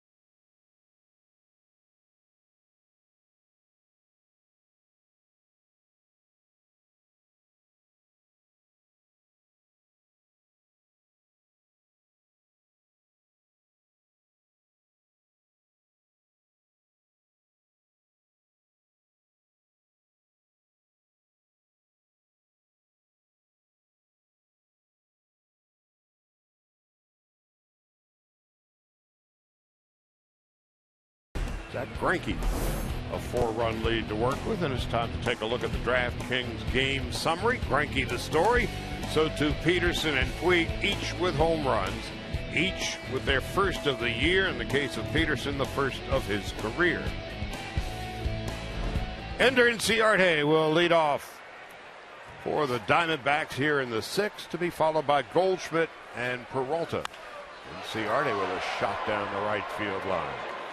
And well foul. It's 0-1. Game-winning hit on Friday night has bounced out to the first baseman and lined to Rollins. Infield and outfield essentially straight away for Ender Inciarte. A lot of hitters, Nomar, tend to keep their back foot on the line. Inciarte stands roughly in the middle of the box. What does that do or not do, and why do you suppose he does it? One is timing. As far as timing the fastball, how you feel. Some people like to go in the box, back in the box here, think a guy throws hard. I get to see the ball longer. And sometimes if you have a tendency to maybe overswing or be too quick, you're like, okay, I'll move up in the box.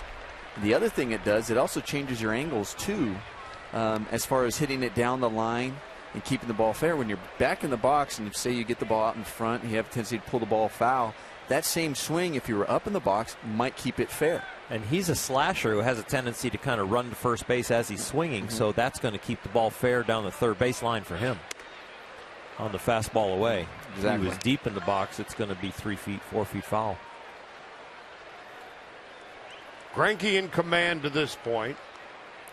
75 pitches, 51 strikes, 6 strikeouts, no walks, and a 4-0 lead. The Dodgers have out-hit the Diamondbacks 11-3. 2-2. Where were you most comfortable in the batter's box? I wasn't all the way back. Now, I was almost like my back foot kind of toward the back part of home plate is where my back foot, and I would move a lot in the sense where not so much to home plate and away from home plate, but to the pitcher and back and forth, depending on how I was swinging, how I was feeling, what the pitcher was trying to do to me. Sometimes to take away the angle of their breaking ball, I'd move up. Like that was I used to do that to Mariano Rivera.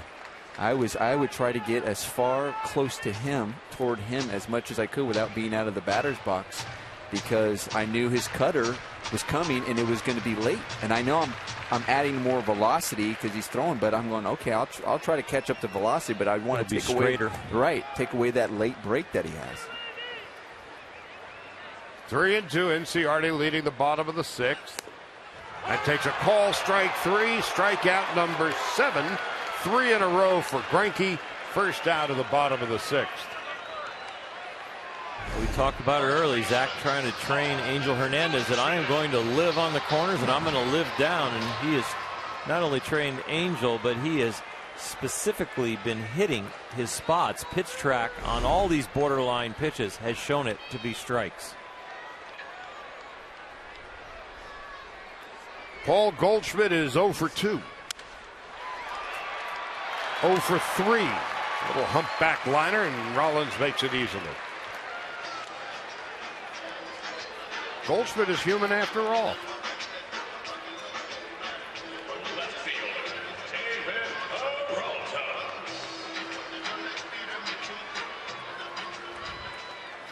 David Peralta's the hitter.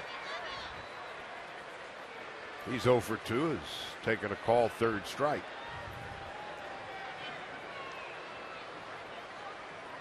Peralta is 2 for 9. Into center field. Pederson is there, and a 1-2-3 inning for Zach Greinke.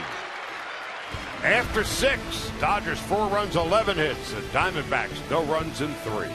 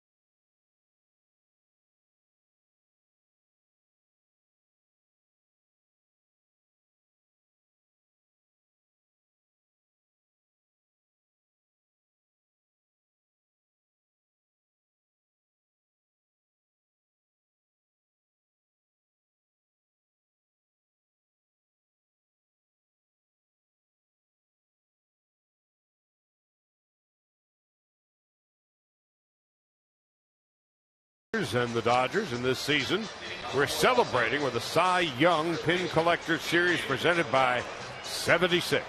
Pick up the first pin featuring Don Newcomb tomorrow night. Visit Dodgers.com/promotions.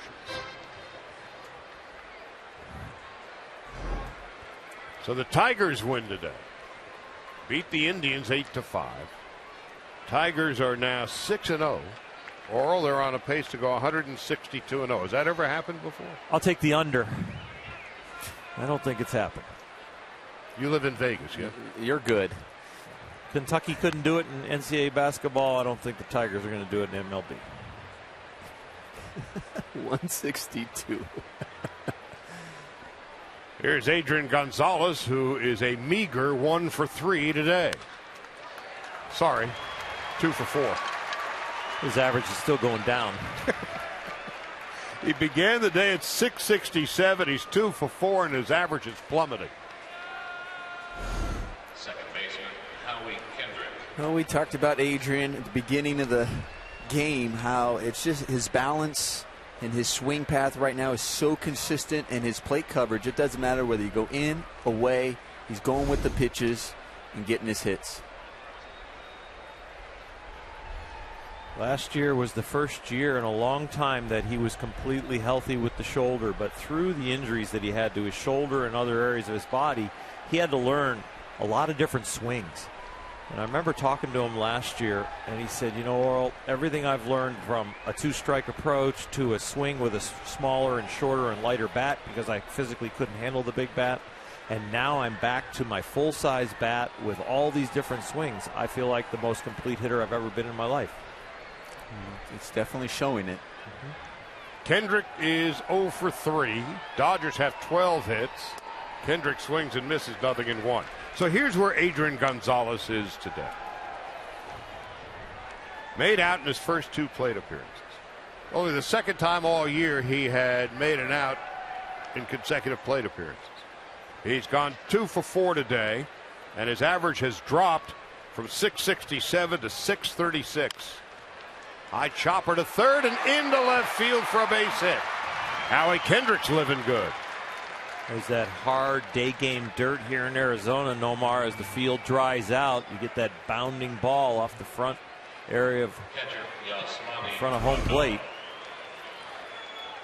And you know what? He deserves a hit. I mean, because right up until this point, other than the pitcher spot, everybody had gotten a hit except for Howie Kendrick. But his last 2 at-bats, I mean, he had lined out, and then he also moved the runner over and did his job. So it's like, okay, you still showed over, but at the same time, you were doing your job and got a nice hit. Yasmani Grandal 1 for 3, a run scored. He's thrown out a base runner today as well. He grounds it foul up the first baseline.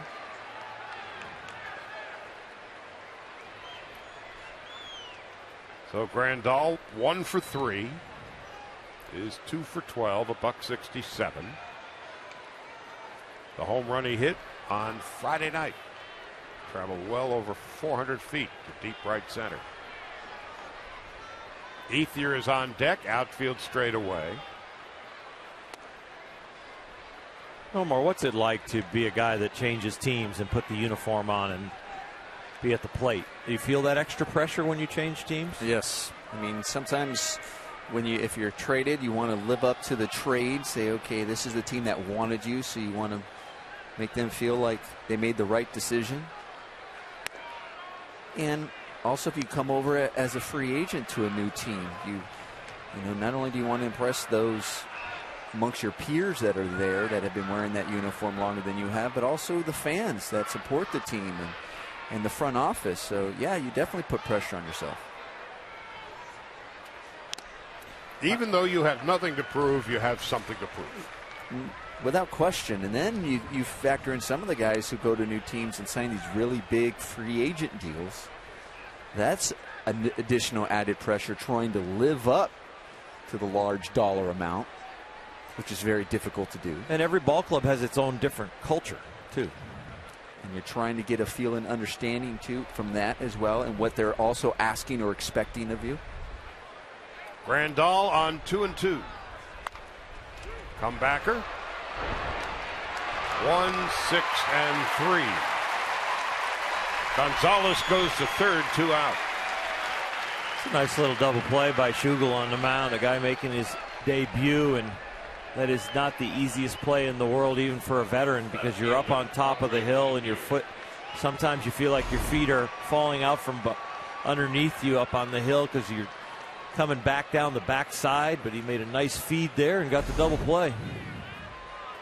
And occasionally there are those pitchers who are fine from 60 feet 6 inches to the catcher's glove and find themselves getting the yips thrown to second or first. Ethier with 2 out.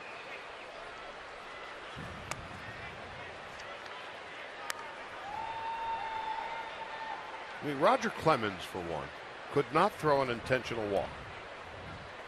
It was an adventure. And how about watching John Lester the other night? He never throws to first base because apparently he can't. Yeah, he's got the thing when it comes to throwing the bases.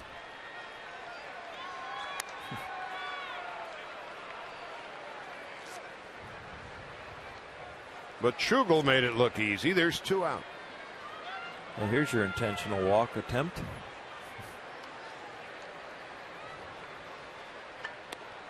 Didn't look like the easiest thing to do right there with a man on third, especially. You know, people probably back home are wondering, why is that? Because you're thinking. Yep. Old Durham, don't think, just throw.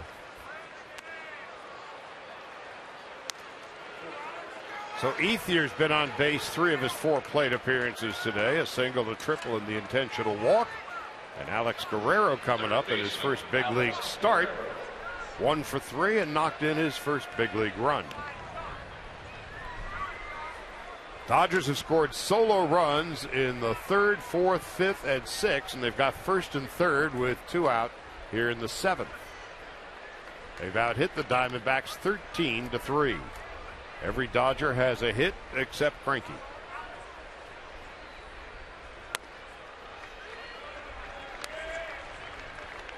Guerrero single to right in the 4th inning. Pederson has 3 hits. Rollins has 2. Ethier has 2. And Gonzalez has 2. No balls and a strike. That's past Lamb and headed toward the corner. In to score is Gonzalez. Ethier will be held at third. An RBI double for Alex Guerrero, and the Dodgers now have a 5-0 lead. And Guerrero is first 2 big league RBIs.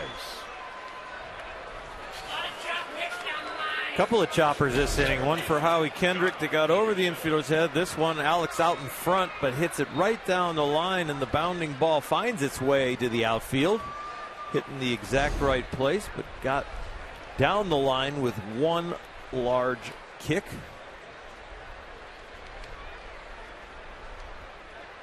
Now Pederson, with first base open, will be intentionally walked, as was Ethier.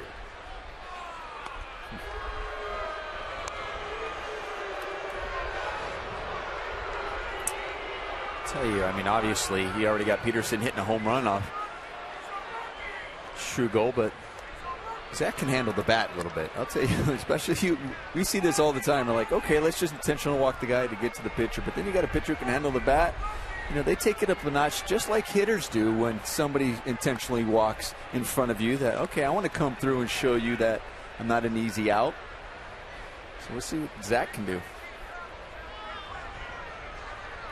I wouldn't be surprised if Zach swings at the first pitch. He's done that before. So Carl Cam has drummed up the first home run by Jock Pederson, and that came in the 6th inning. First base was open, so Pederson gets a free pass. And Zach Greinke, the Silver Slugger Award winner in 2013, steps in with the bases loaded. Be careful of what you wish for. In 2013, Greinke hit .328 and is a career .219 hitter. So the Dodgers, with a 5-0 lead, can really blow this open now. Greinke, the only Dodger without a hit this afternoon. They've got 14. Greinke takes a strike. Dodgers with 8 hits on Friday night, 2 last night, and 14 this afternoon. Ethier, Guerrero, and Pederson are the base runners. A.J. Schugel in his major league debut on in relief of Colementor, and Greinke takes up and in. The Dodger losses, they've scored 3-3 and 0. And their wins, they've scored 7-6, and as of right now, 5 if this turns into a win.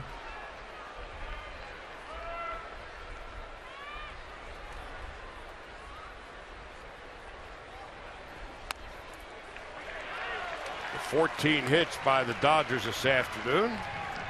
Largest hit total so far this year.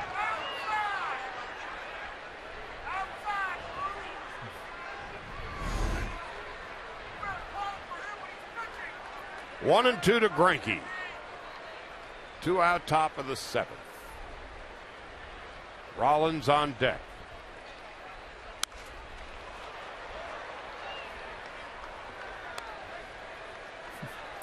He did a good job fighting that ball off. I mean, the pitch before was a good breaking ball for a strike, and that looked like it was going to be the exact same pitch, and he recognized it and fought it off.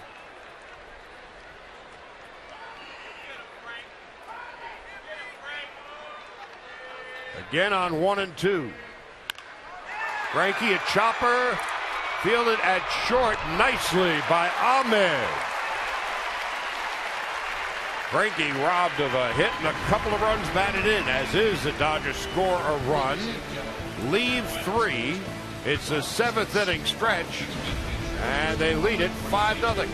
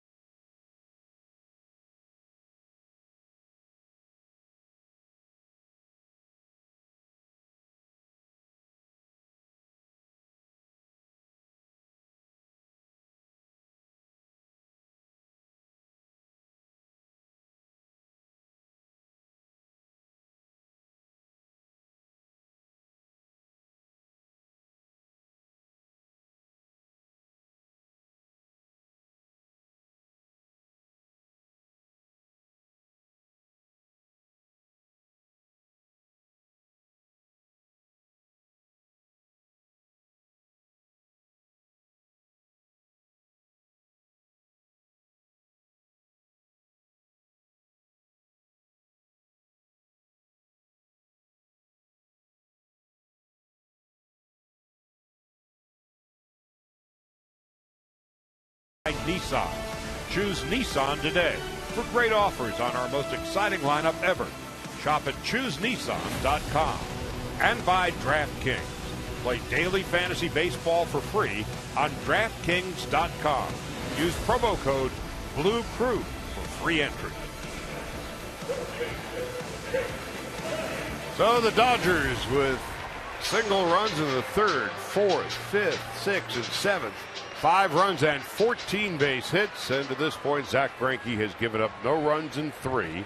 He has struck out 7, has not walked anybody, and Jake Lamb, a strikeout victim in his first at-bat, got aboard on an error in his second at-bat, Leads off the 7th and takes a strike. It's 0-1.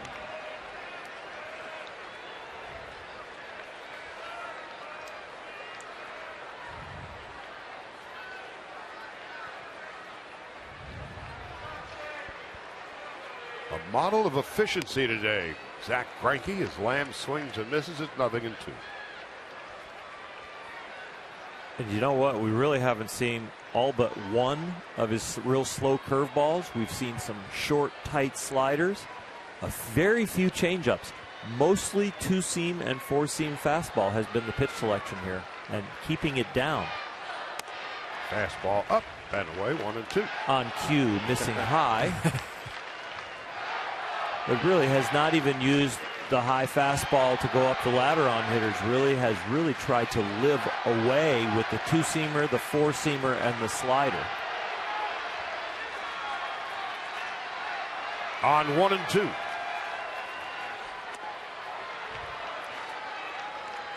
Greinke on Tuesday in his first start gave up a run and 2 base hits in 6 innings. And to this point, no runs, 3 hits through 6. And so his earned run average at the moment is 3/4 of a run.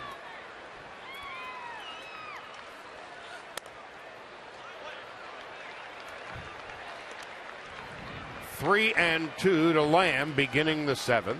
Gozwich on deck and Pennington to follow.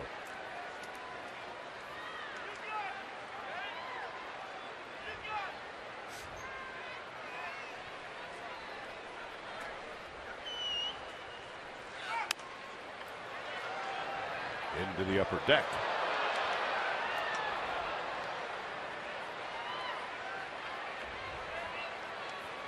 The Royals are routing the Angels this afternoon 9-2, but Albert Pujols hit his 522nd home run. So on this day and that one particular shot, he moved ahead of Ted Williams, Willie McCovey, and Frank Thomas with one mighty blast. A ground ball up the middle and into center field for a base hit. Jake Lamb opens the bottom of the 7th with a single to center. This is really the decision inning for Rick Honeycutt and Don Mattingly as far as Zach Greinke's outing. He's at 87 pitches. You got a 5-0 lead. You're probably looking at have somebody else pitching the 8th and the 9th just to protect him early in the year and to build his pitch count up.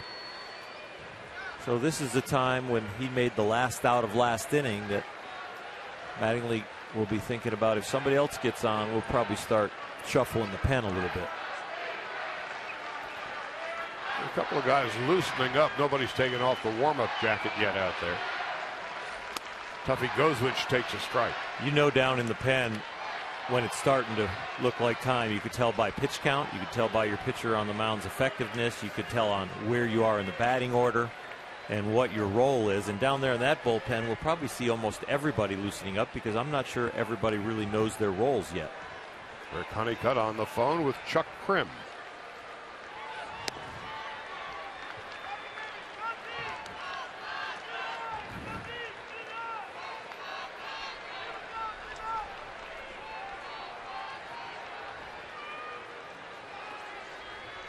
Cliff Pennington is on deck.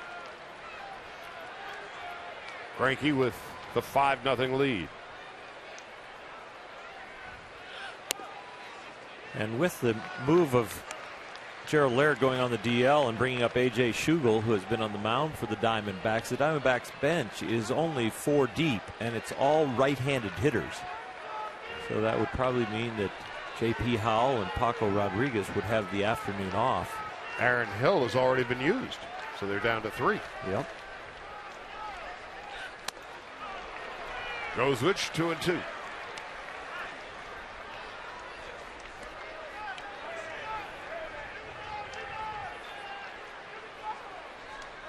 Pennington on deck, Ahmed to follow. The Diamondbacks have Mark Trumbo, Chris Owings, and Jordan Pacheco on their bench, and that's it.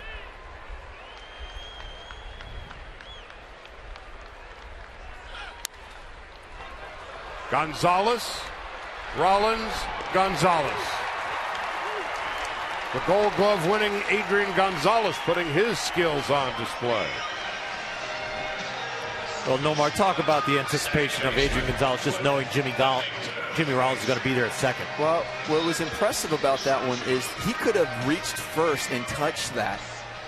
Instead, he goes to Jimmy first and recognizing, okay, the runner as well, going, I have time. Let's just make this easy so he doesn't have to worry about the tag. And notice he just kind of led Jimmy over there. He says, listen, I'm just going to throw it over the bag, and Jimmy will be there. So 2 out and Pennington coming up. Takes high and away, 1 ball and no strikes. It's the same feeling you have when you're a pitcher on a comebacker and you know your shortstop or second baseman's got second. You throw the ball over the bag knowing they're coming across and lead you guys. And Adrian did that same exact play, but coming from first. 1 ball, 1 strike. And a word about Jimmy Rollins, who will be leading off in the 8th inning. Rollins has played in 2,064 big league games. Made 2 errors today. How many times has he done that in the game? 6. So this is quite an anomaly for the great Jimmy Rollins, who will lead off for the Dodgers in the 8th. MVP in 2007. Here's the 2-1. High and outside. 3 balls and 1 strike. And we'll see these kind of glitches with slick fielders where they'll go into a little bit of a slump in a week, where they'll have 4 errors in a week, and then all of a sudden they'll reel off 70 games without an error. And you'll look up and Jimmy at the end of the season will have 12 errors, and you go, how did he do it? He started out with 4. And you said the word slump. Everybody's like thinks slump just means at the plate, but you can go into a fielding slump. A lot of times, sometimes just not reading the ball off the bat properly, or your feet aren't right. You're not moving as the ball's coming into the hitting zone the right way to get the better read and to get the better hop. Hopped up. Grandal sheds the mask, but runs out of room. And we've watched, even on routine balls with Jimmy, he has made outs that the mechanics have not always been there. There's been a little hesitation in his footwork that might have led to some of these balls, even though the one today really was hit through him and was a tough error. But he has had some rhythm issues out there in the field. Yeah, and that's something you address. You're aware of it. You also work on it. You get there early the next day to take ground balls, or what you feel you're feeling off during batting practice, take extra ground balls. Pennington on 3-2. Drills a base hit into right field.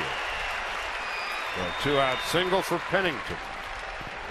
So a fielder in a fielding slump, Nomar, he might, if you hit him ground balls, he might catch 92, 93 out of 100. But when he's really on his game, he's catching 99 out of 100, right? Yeah, but I mean, even during ground balls practice, you're going to make them all. Yeah. It's just there's a feeling, just like in when you're hitting, you want to be confident at the plate. Well, you want to be confident out there on the field. So whatever might be giving you, whether it's your backhand, maybe it's the ball right at you, maybe it's the, if you're getting in between hops, you work on that. Nick Ahmed fouls it back. It's 0-1. So you could do 100 out of 100 out there in BP and still feel like you're in a little bit of a slump. Yeah, still. Just the rhythm, everything that you should feel when it's coming natural. Once again, I always say that in hitting. I talked about earlier, you should know yourself when you're doing well, when you're doing bad. Same thing on the defensive side. If Ahmed keeps the inning alive, Mark Trumbo in the on-deck circle, the pinch hit. 5-0 Dodgers, 2 out in the 7th. 1 ball, 1 strike. And that is Pedro Baez. And standing behind him was Chuck Krim, the bullpen coach.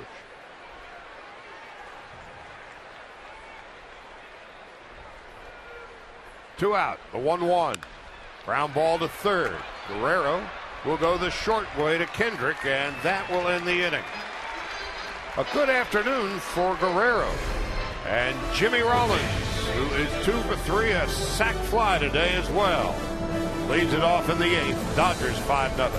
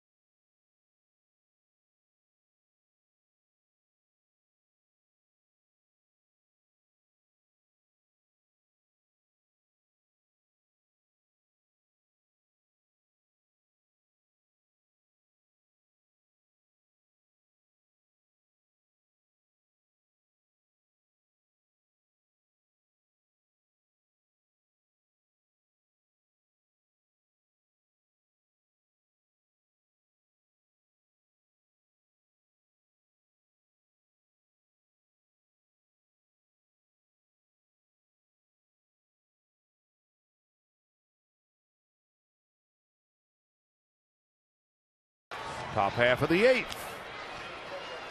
Zach Greinke talking to his pitching coach, Rick Honeycutt. 102 pitches for Greinke to this point.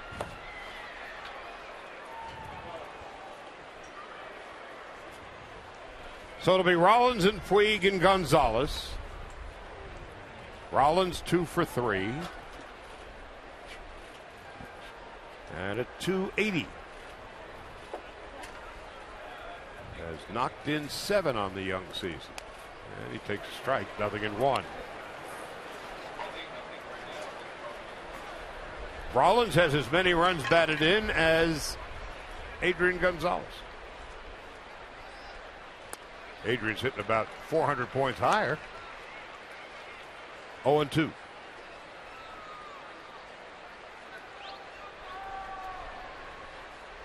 Adrian batting third this inning is at .636. Rolled to first. And Goldschmidt makes it unassisted. Yasiel Puig hit his first home run of the year in the 5th inning, and that's worth a look at the Morocco Casino Resort and Spa slow-mo cam.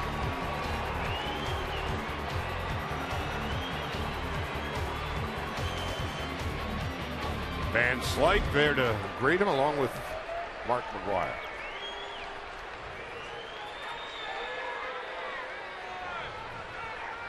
Puig today has walked, homered, hit a hard ground ball to third, takes a strike, 0-1.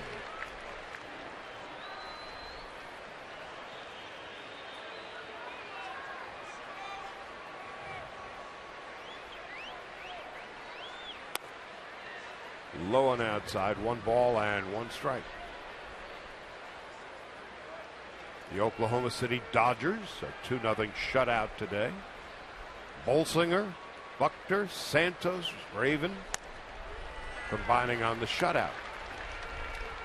Darnell Sweeney, so impressive during the spring. Had a double, had 3 stolen bases yesterday.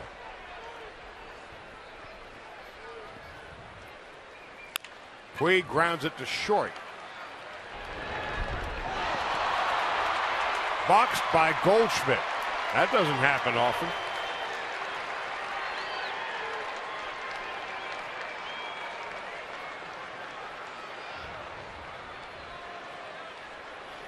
First baseman, Adrian Gonzalez. Well, Yasiel reaching out for this. You got that chopper, but hustling down the line. And short hopped over there. You know, Ahmed probably might have rushed to throw just a little bit as you see Yasiel not giving up, hustling. And that's usually one that Goldschmidt will say, I usually pick that out, that I should have picked up my shortstop there. E3 according to the official score, and here's Adrian Gonzalez. So they gave that one to Goldschmidt, huh? That's surprising. Yeah, usually because the ball did hit the ball dirt. was short. Right. And also surprising because he's your MVP and all-star candidate. Yeah. Usually protect him.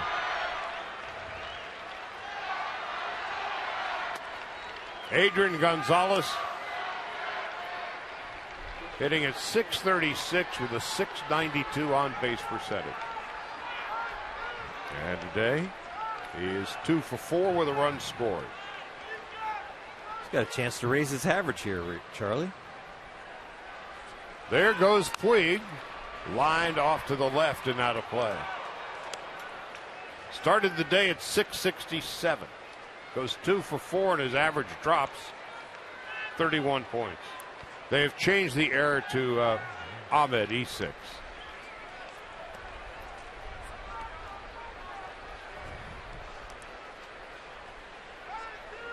You're always going to give the error to the rookie instead of the franchise. That's what we were saying. I mean, well, come on. Here's the 1-1. Instead, Puig is back. And the official scorer was informed. That was, you know who that was at first, but that's Goldie. It was a short hop, but it's also Goldie. There's some short hops that you could pick as a first baseman. You know, well, he's one of the best in the game at picking. Yeah.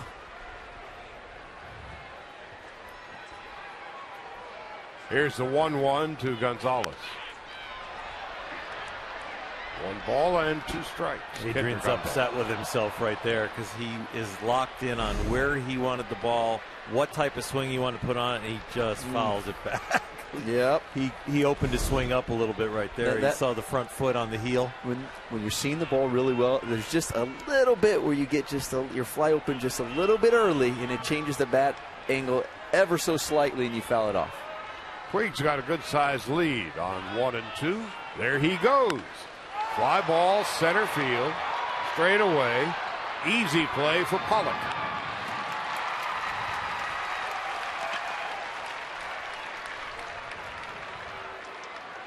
Second baseman, Howie Kendrick. Howie Kendrick coming up. So Gonzalez, 2 for 5 today. Kendrick is 1 for 4. Every Dodger has a base hit this afternoon except Greinke.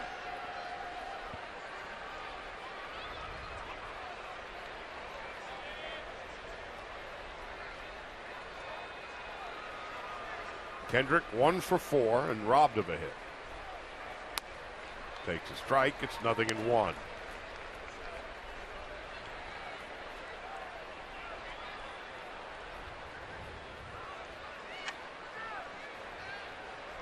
Pedro Baez has been warming up for a while, continues to warm, so it's probably the end of the line for Greinke.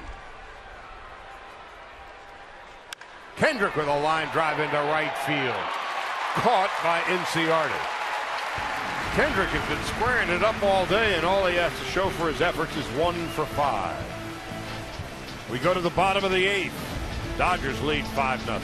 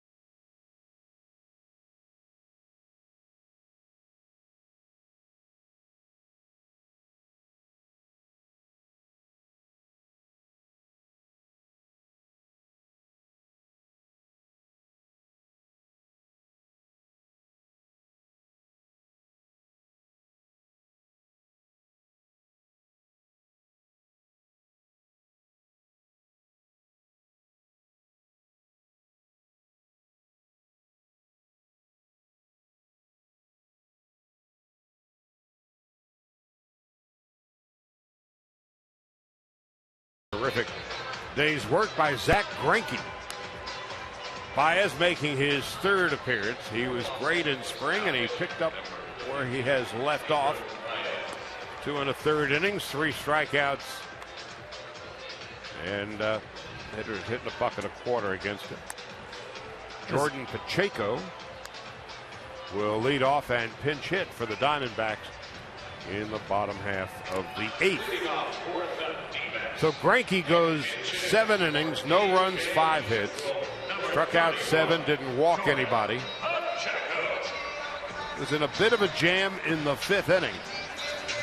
1st and 3rd, 1 out, but he would strike out pinch hitter Aaron Hill and then A.J. Pollock to get out of the jam, and that was about it. 102 pitches for Zach Greinke, 67 strikes, 35 balls, and he could have continued on, but protecting him here early. And I like the fact that with the young bullpen pieces that we have, not bringing them into the middle of an inning with base runners on, let them start the inning fresh and come out there and get into their inning with a 5-run lead.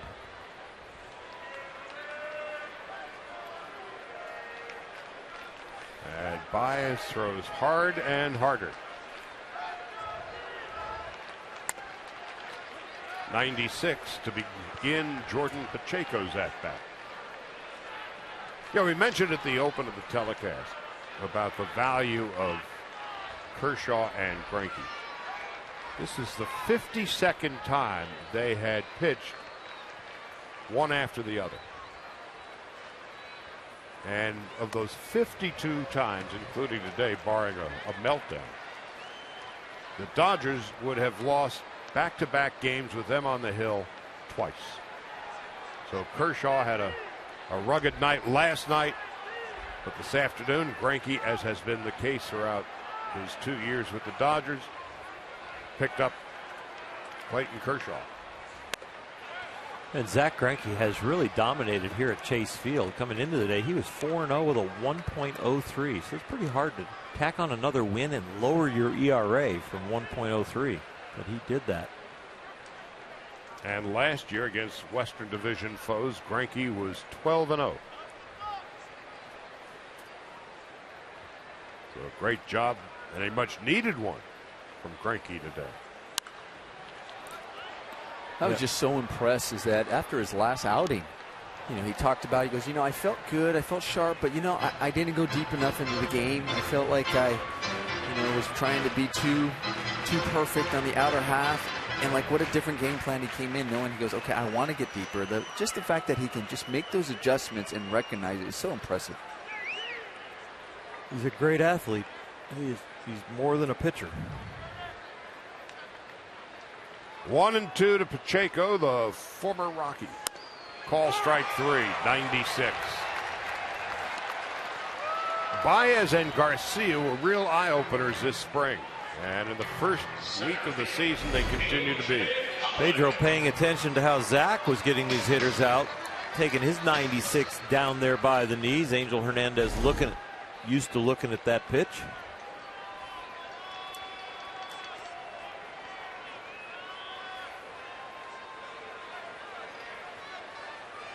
Now A.J. Pollock, who is 0 for 3.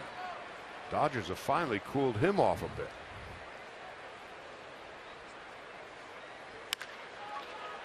Alex Guerrero has had a very good day today. For Guerrero, his major league starting debut, he drove in a couple of runs to boot. MLB.TV Premium, the #1 live streaming sports service, is celebrating 13 years. Watch every out-of-market game live or on demand in true HD on over 400 mobile and connected devices. Real-time highlights, live look-ins, pitch tracking widget, and more. Blackout and other restrictions apply. Visit MLB.TV for details. What's a pitch tracking widget? I don't know. Okay.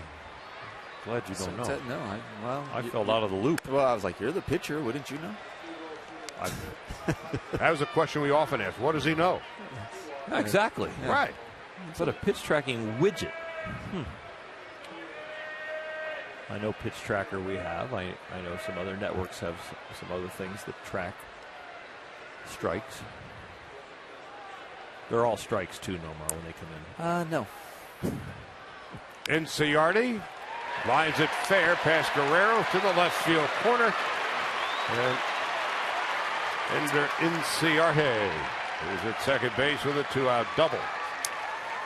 Charlie, weren't you asking me earlier what it means when the guy's stepping up in the box, and we talked about the angles and a slap hitter like Inciarte? Well, that's a perfect example. Is being closer to the pitcher helps your angle, and that ball stays fair down the line.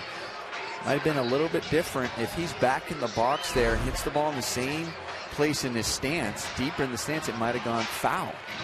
Little leaguers facing really hard throwers like a Pedro Baez, equating it to big leagues. You think Inciarte against a 96, 98 mile an hour fastball pitcher would go back in the box, but no. He wants to stay up in the box and create that angle to slap that ball there. Well, a guy like Inciarte, to borrow the phrase from Dirty Harry, a man has to know his limitations. He's a slap hitter, and he slapped it double to left with 2 out. And here's Paul Goldschmidt, hitless in 3 at-bats. He's a slap hitter who we've been playing him a lot to pull. what was fascinating, but he had the game-winning hit Friday night. Pulled down the right field line. Pulled down the right field line. So he's a darn good player, that Inciarte. There's Paco Rodriguez warming in the Dodger bullpen. Goldschmidt has lined out, struck out, and bounced out. And it's now 0-2, a 96-mile-an-hour fastball with some heat. Well, not only hard, but accurate.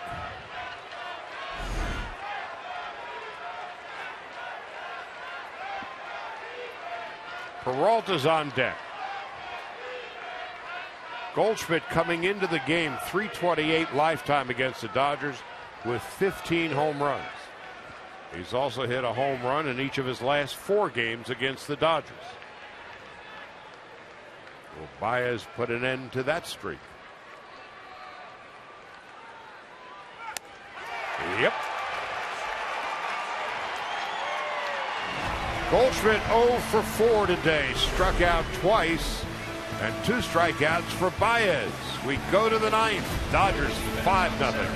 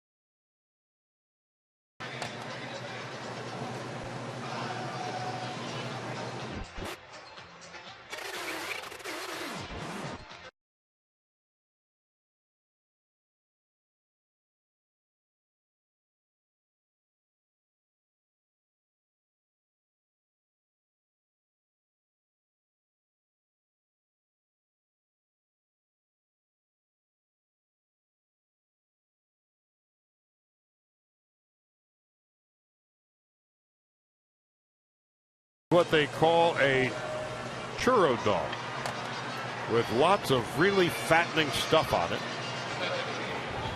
Comes with a Lipitor. Transplants optional. What are you guys talking about? Look at that. That's not going to stick to the side of your gut. Are you kidding me? Oh, caramel sauce too. Just keep adding a little else. Don't forget the cherry. All right? We'll put the cherry on top. In the words of Nancy Kerrigan, why?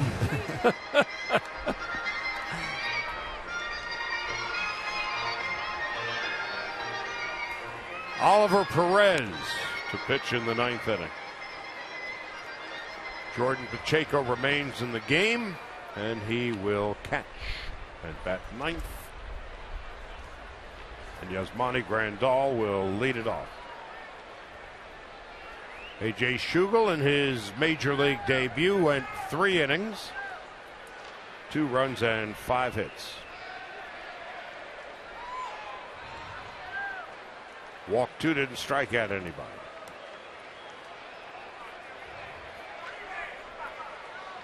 It'll be Grandal, Ethier, and Guerrero in the 9th. And Yasmani takes a strike, 0-1. Grandal 1 out of 4 and a run scored today. Threw out a base runner and was very good at blocking balls in the dirt. It was a good afternoon. 1-1.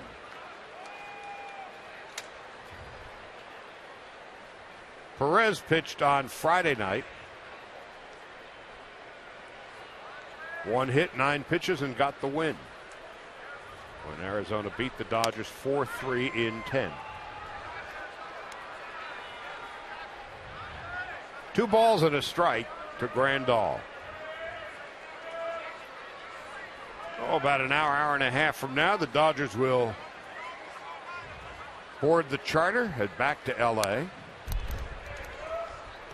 and begin a 3-game series tomorrow night at Dodger Stadium against the Seattle Mariners.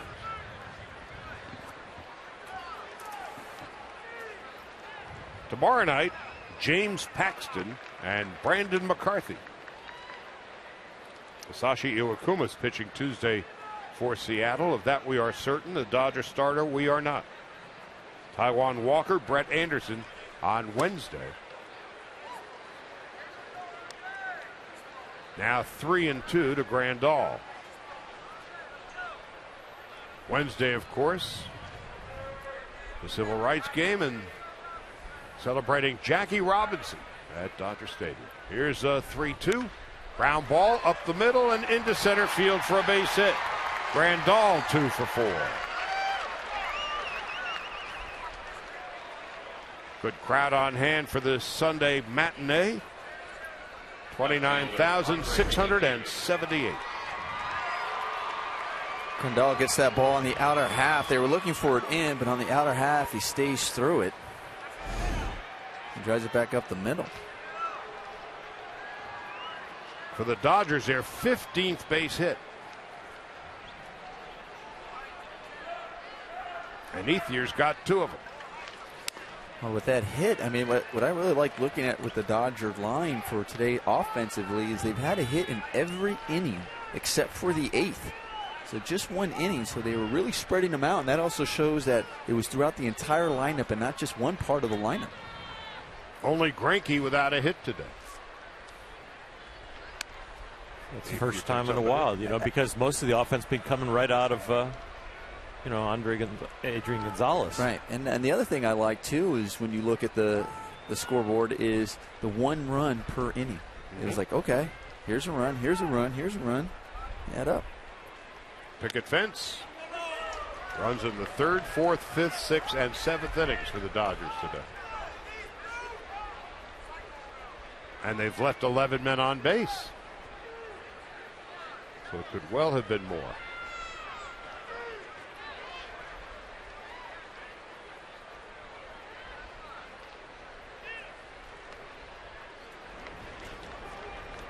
Assuming the Dodgers get the job done in the bottom half of the 9th inning,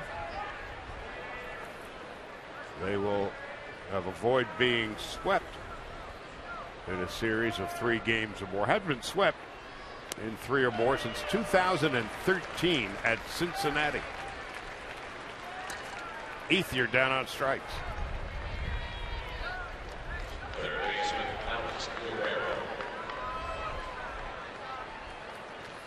Well, with the fickle finger of fate affecting Justin Turner and a hamstring sidelining Juan Uribe, Guerrero in his first big league start goes 2 for 4 and knocks in 2 and did just fine defensively. There's JT and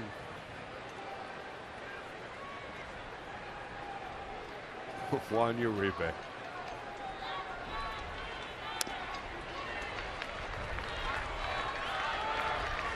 He had 3 assists today. Had 2 in the first inning. Ball's baptism by fire right there in the first inning to debut at 3rd. A.J. Pollock, the leadoff hitter for the Diamondbacks, bounced to 3rd, and Guerrero made the play, and then he could exhale. And that one is well tagged to left. It is on its way, and it is gone. A home run. Alex Guerrero. He is 3 for 5 in his first big league start. He has knocked in 4, and the Dodgers lead 7-0.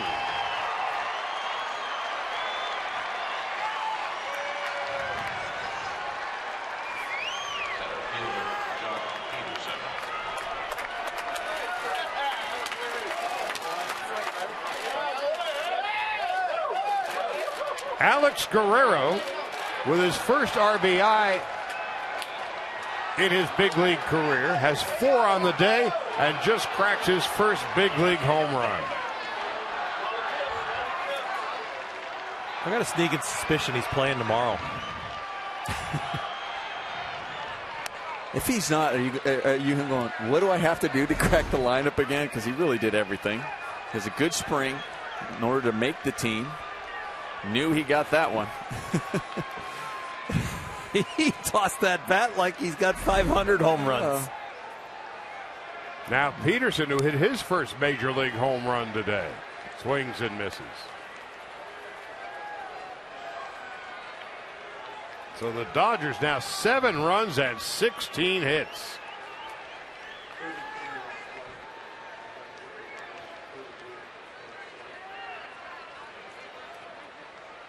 From the Cuban contingent playing for the Dodgers today. 6 hits, 2 home runs. 5 runs batted in. Yep. These 3 are doing pretty well.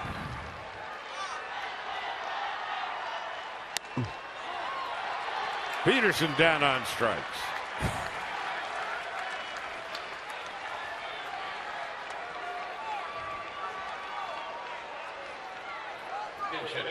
Well, if nothing else, the Dodgers sure are showing some depth, aren't they?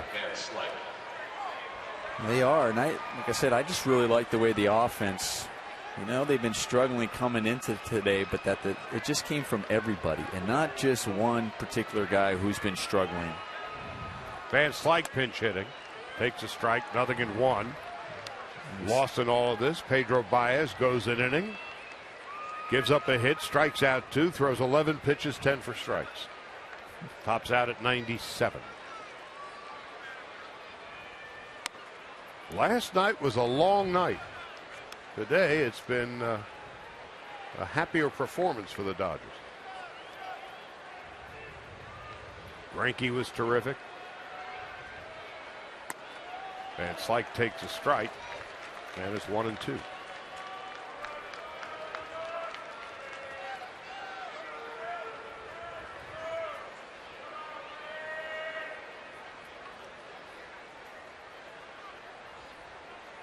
Three home runs for the Dodgers this afternoon. And Van Slyke on 1 and 2. Now, why do you got to do that on 1 and 2? Alex Guerrero.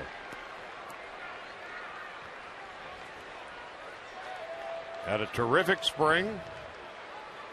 Vowed he would not go to the minor leagues. Was in his contract. He didn't.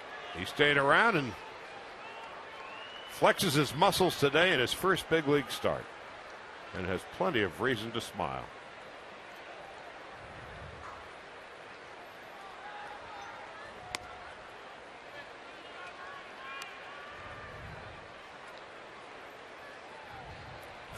Well, that's a ball that's going to Alex Guerrero. I will trade you this for that. Yeah, and I sure hope there wasn't. Looks like they got it, which is great. That there wasn't a whole lot of negotiation there, because you have some that say, "Oh no, I'm not giving it up." And 2-0, and Rollins takes up in it. 9 or 10 years ago, last day of the year, the Dodgers were playing the Padres in an utterly meaningless game. They're about to finish the season 20 under 500. And the Dodgers had a journeyman by the name of Mike Edwards. It was either Mike Edwards or Mike Rose, who on the last day of the last game of a meaningless season hits his one and only big league home run. So they go after the fan in right field at Petco Park. And he wouldn't give it up. He wouldn't give it up. That's too bad. Oh, that was so weird. Yeah.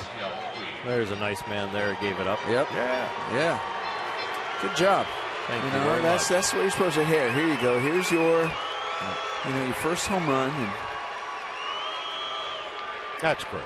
And I'll tell you, usually they take care of the fans too with other memorabilia. Well. I mean, We'll get you 2 balls and a bat. Bats and other. Gosh, I remember when I got you're going to get to come down and take a picture with them and shake hands. I gave bats, batting gloves, and different things. And first and second, 2 out, and Puig takes a strike, 0-1. Yasiel today has hit the ball solidly. hit a home run in the 5th. Whacked a hard ground ball, was thrown out to third base in the 6th. He's walked and flied to right, got aboard on an error. So it's a laugher for the Dodgers, 7-0 with 2 out in the 9th, and Puig fouls it off to the right. I was surprised Jimmy Rollins took his at bat. I thought maybe Don Mattingly would get him off his feet and have Darwin Barney take that at bat. Jimmy probably wanted it, but Darwin Barney in the on deck circle for Adrian Gonzalez. So Adrian saying, I don't need my last at bat. Well, Scott Van Slyke can now play first. Exactly, and Barney will end up going to short. On 0-2, Puig down on strikes, and that ends the inning. So congratulations to Alex Guerrero on his first big league start, his first big league home run.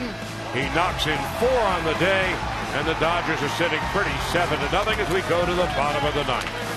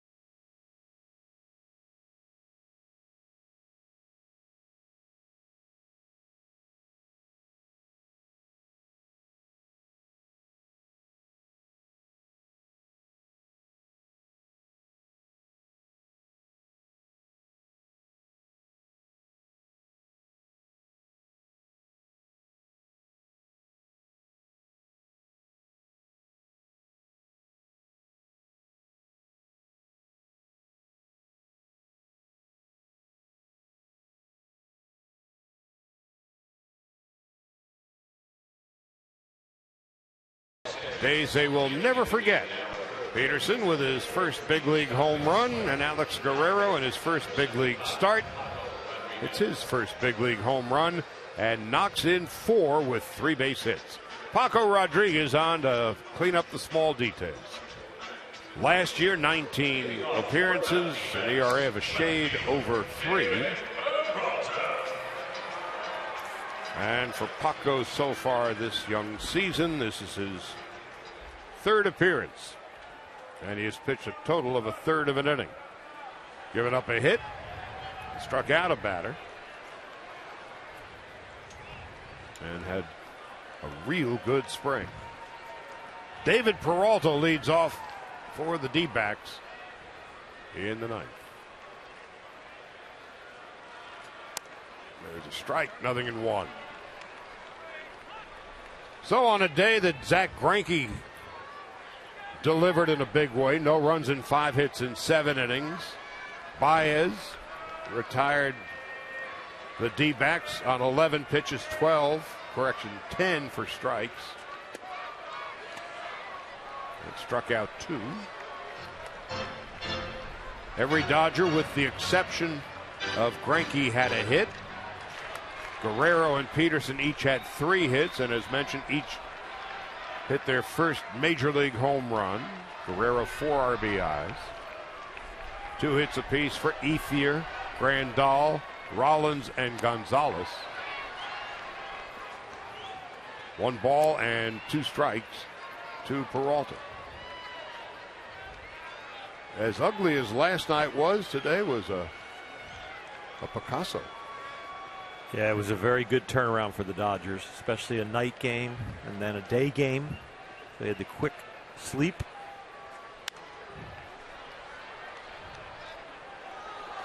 And they needed something positive on this short road trip to at least squeak out 1 W. And the Mariners will be in town tomorrow. 7:10 first pitch. Then will be on the air at 7. James Paxton and Brandon McCarthy. Paco misses low 2-2. Perhaps after the game today, we will find out who will be pitching for the Dodgers on Tuesday. Taijuan Walker, Brett Anderson are Wednesday starters. Thursday's an off day. Paco misses outside in low 3-2. One would think it'll either be the lefty David Huff or the righty they just picked up, Scott Baker, who pitched to AAA a couple of nights back. Huff did reasonably well in spring. Dodgers with the shift on for Peralta, and he fouls it off to the left. Yeah, right from when spring broke, the Dodgers were scheduling 2 or 3 guys for that Tuesday. So there are a few options where everybody's going to be on their correct schedule and workload. Still no ideas with any certainty when Hyun-Jin Ryu will return.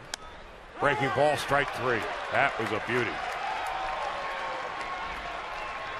Paco Rodriguez has been refining his delivery. If you've just picked up watching the Dodgers of late and not in spring training, you see he's smoothed out as he takes the ball out of his glove. That hesitation that he used to have, very abrupt hesitation out the back, he has smoothed that out to keep the arm moving, and he has found his breaking ball again. Velocity and control have all improved.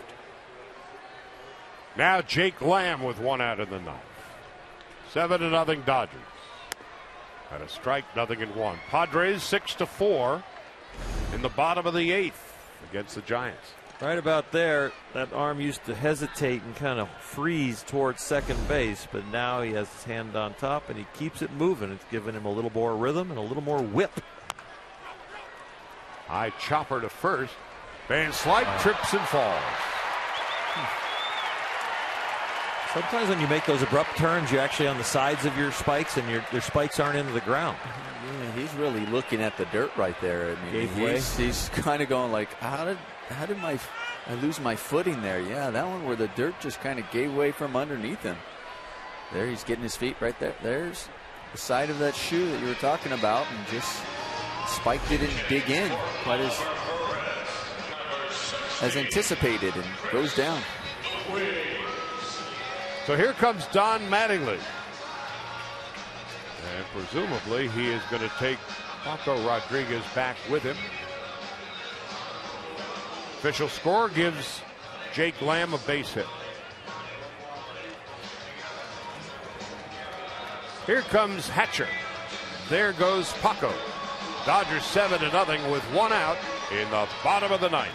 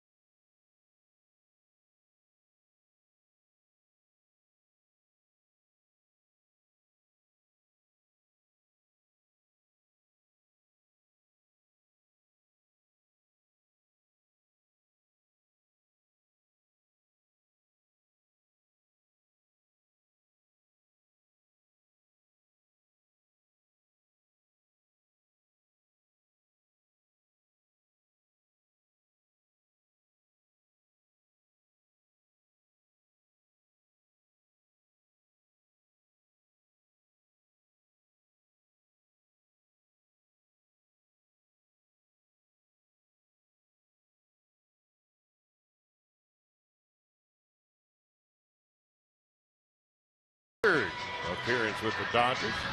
Part of the big deal from the Marlins that brought young catcher Austin Barnes, Kike Hernandez, and eventually Howie Kendrick. Of course, Dan Harron, Number 16. D. Gordon would be Florida bound.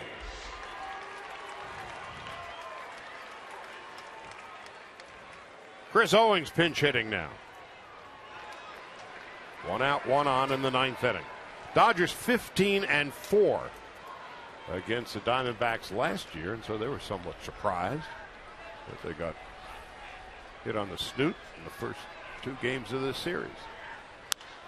Line drive, right field, base hit. Lamb will go to third and be held there.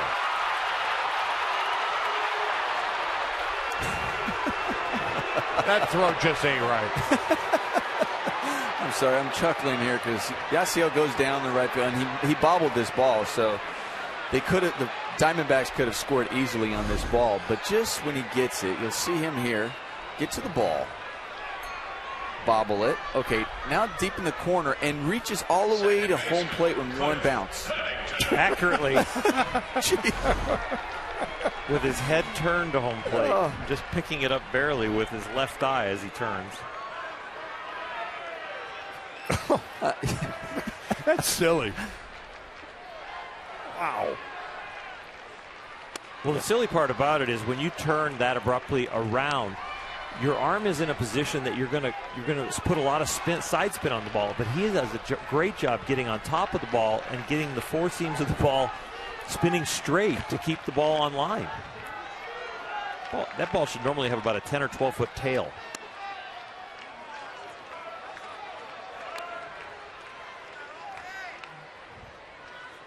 You couldn't have driven it any faster. You hear the fans kind of getting mad at their base coach, Andy Green, for not sending the runner, and then they're like, well, okay. Maybe you may have a point. 7-0. That run means nothing. Right.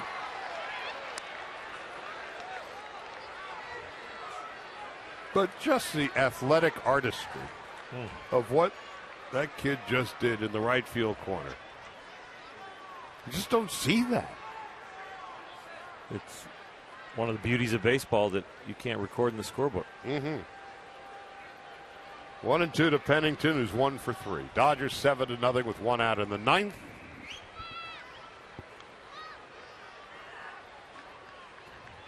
Hatcher.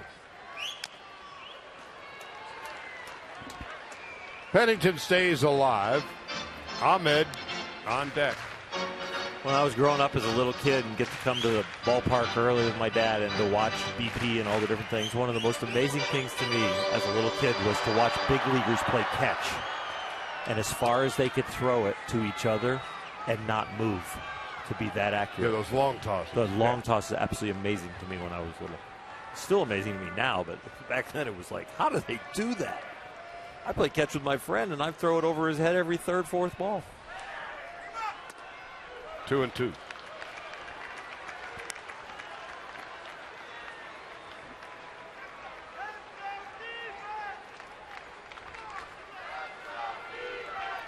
Lamb at 3rd, Owings at 2nd, 1 out in the 9th.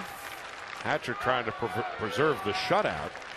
Diamondbacks 0 for 5 with runners in scoring position this afternoon. Pennington stays alive.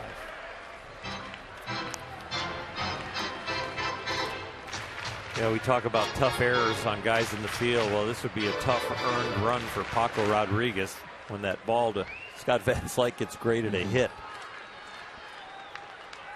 It's a blemish on your ERA if it ends up there. You just shake your head. 2 balls and 2 strikes.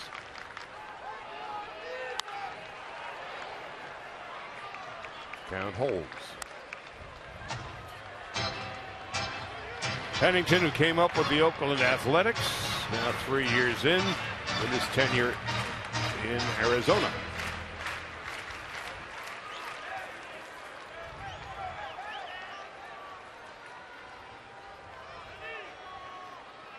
Every Dodger with at least a hit today, except Zach Greinke. Alex Guerrero, 3 for 5 in his major league starting debut, a home run and 4 runs batted in. Did he go? Nope. 3-2.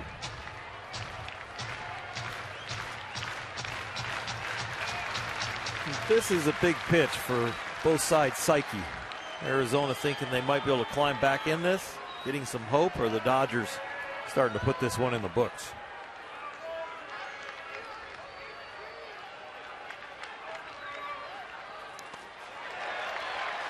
That loads the bases.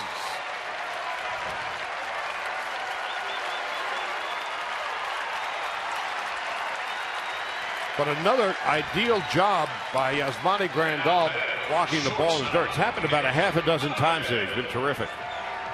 This is a fastball, I think, that he blocks here, but the other ones earlier that he was doing such a good job were change-ups from Zach Greinke. But here again, not making the mistake of reaching out with his glove to try and catch it, just strictly going with the block mechanics and putting the glove in between the legs to block the wicket.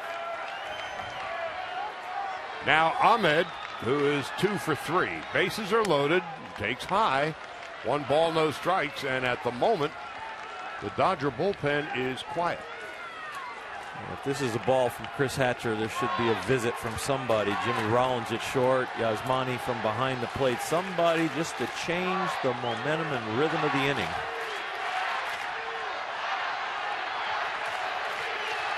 The only time the Diamondback crowd's been alive today. There's a strike. 96, 1-1. Pitcher throws a strike for you. Don't break his rhythm. He might have just got the feeling, so let him get back on the rubber and get back at it. You want to break the rhythm and change the mood when you're spiraling out of control. Padres beat the Giants 6-4 in San Diego this afternoon. 1-1. There's a strike. 1-2. Rockies hitting in the bottom of the 9th. Cubs scored a couple in the 9th and lead the Rockies 6-5. Pirates routed the Brewers. Nationals edged the Phillies. Mets beat Atlanta. Go right up the ladder right here with 96. Knocked the bat out of his hand. Not down. He can catch up to the one down. That's where he's been hitting, swinging the bat all day. Hits the ball down and up the middle. Oh, well, Yasmani went to go out there and talk to him. He's in swing mode. He's feeling good. He's had a couple hits today, but he's been on the ball down in the strike zone.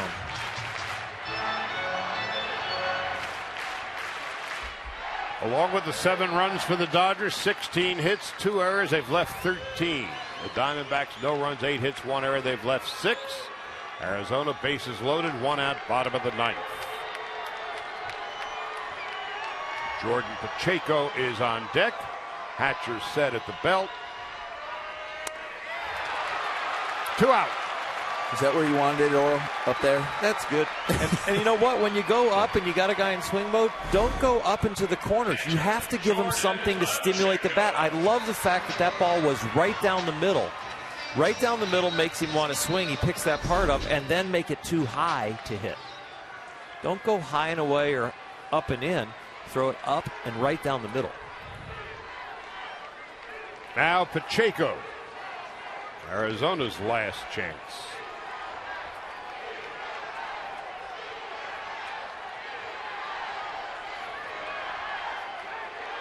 Pacheco's second at bat of the day, takes a strike, 0-1.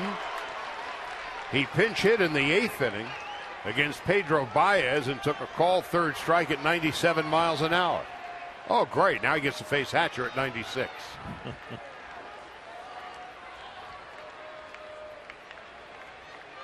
Love to see Chris save these runs for the Dodger bullpen, for himself, and especially for Paco Rodriguez. And record a shutout for the Dodgers today, their first of the year.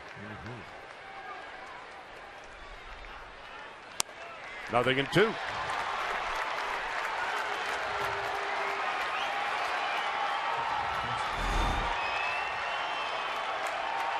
sounded like a strike. I don't know if Jordan Pacheco was looking for something else other than the fastball down the middle. I don't think he's going to risk the breaking ball the way he bounced it, and Yasmani made a great block on. I think they should go right back up the ladder like they did with the last hitter. We're in Arizona, but it sounds like a Dodger crowd on 0-2 with the bases loaded. Yasmani wanted it up. You could see him get down for the target, but then slowly rise out of his haunches so that he was prepared for the high fastball. See him kind of come up out of it, just getting ready to elevate. Chris missed his spot by throwing it too low.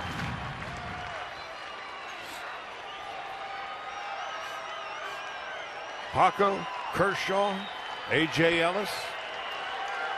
We're talking strategy over there. A.J. calling pitches, and Kersh thinking fastball up and in. A.J.'s thinking maybe he'd go breaking ball away.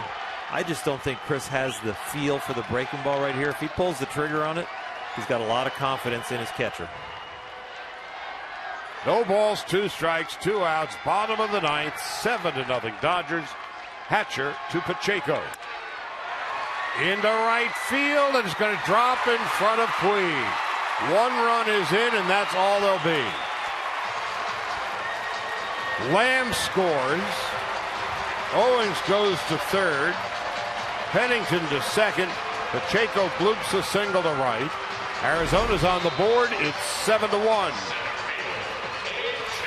Oh, you saw right there, they were looking for the ball in the outer half, and that goes on the inner half. And oh, you touched on it. You didn't want it down. You wanted it to be elevated. He's down, and almost speeds up the hitter's bat just a little bit, that they're able to get down and make contact with that one. You actually throw it a farther distance when you throw the ball down compared to up, so you get an extra mile-an-hour reaction time on the hitter when you're throwing it up. Now A.J. Pollock.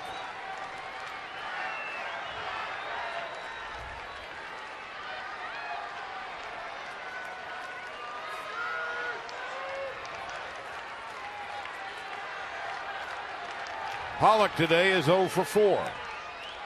Another block by Yasmani Grandal. He's just been great back there today. He struggled in his game earlier in the series with blocking balls, and really had 2 or 3 that day that he said I should have had but didn't. And today he's been absolutely perfect. And then he also threw a runner out, stealing him with a perfect throw to second base. And a couple of hits. All in all, a good day for Yasmani Grandal. Dodgers 1 out away from their 3rd win.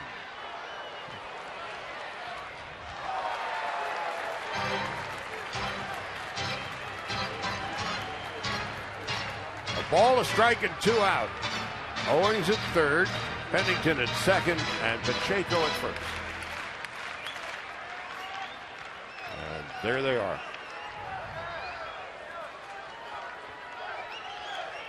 Cubs hang on, beat the Rockies 6-5 at Coors.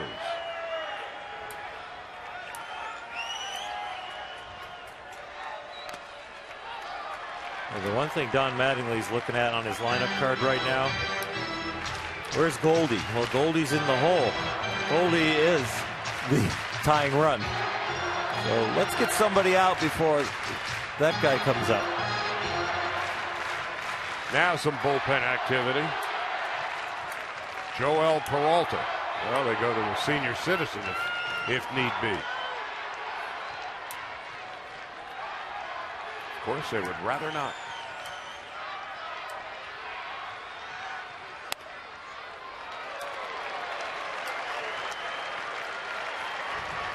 Three balls and a strike.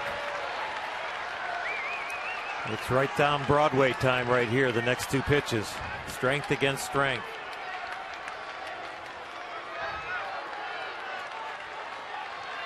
An innocent ground ball to Van Slyke where he slipped and fell. Infield hit would open the door to this rally. 3-2.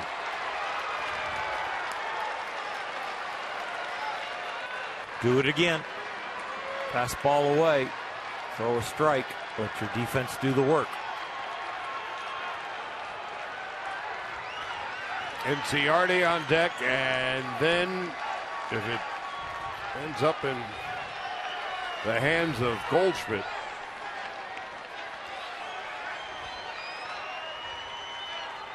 on 3-2 with 2 out and the bases loaded. One more time.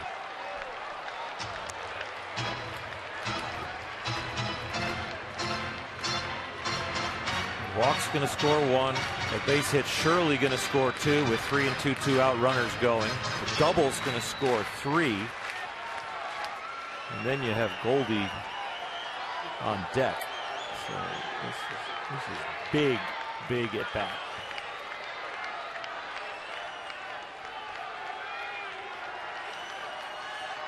Three balls, 2 strikes, 2 outs. Into right field for a base hit, and it's going to roll to the corner and roll to the wall. Owing scores, Pennington scores, and so does Pacheco. It's now 7-4.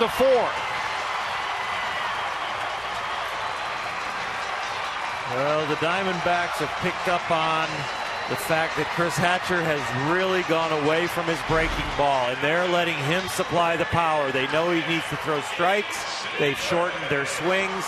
They're just trying to drop the barrel on it, and that's exactly what Pollock did. Dropped the barrel on it and drove it into the right field corner.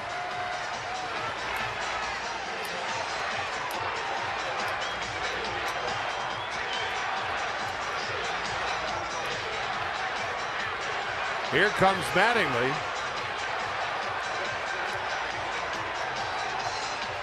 And Hatcher standing in the middle of the mound in utter disbelief. And as Mattingly makes his way up the hill, sharing the same feeling. Inciarte coming up, and if he should get aboard, Paul Goldschmidt, the Diamondbacks' best hitter, would follow. We'll be back.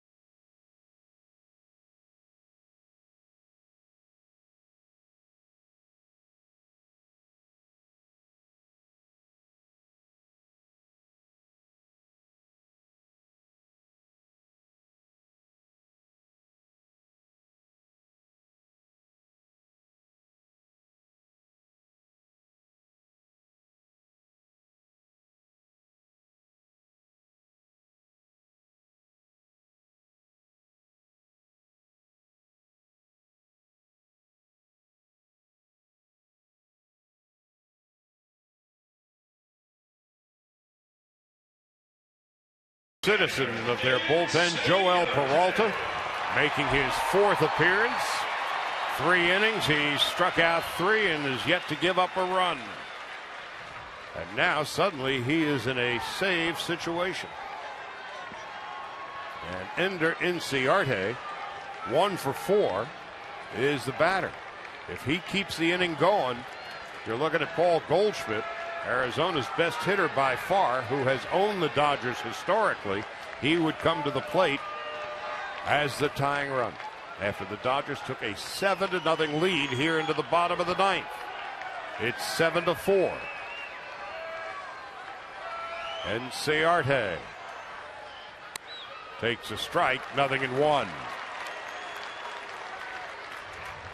78-mile-an-hour breaking ball. And good to see a breaking ball from the mound from a Dodger right now. Chris Hatcher was struggling with his. Paco had a pretty good one.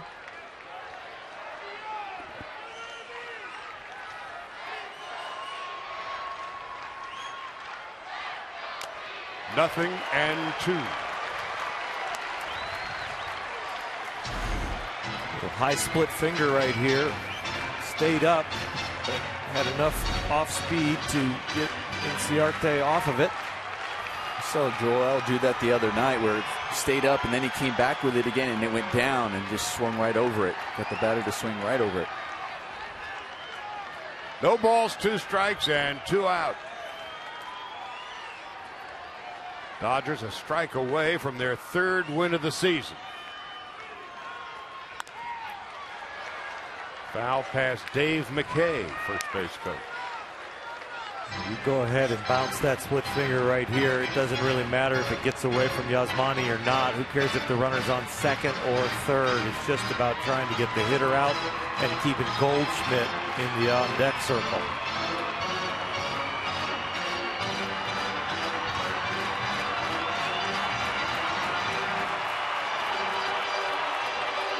Most of the Diamondback fans have gone home. Those who remain are making some noise.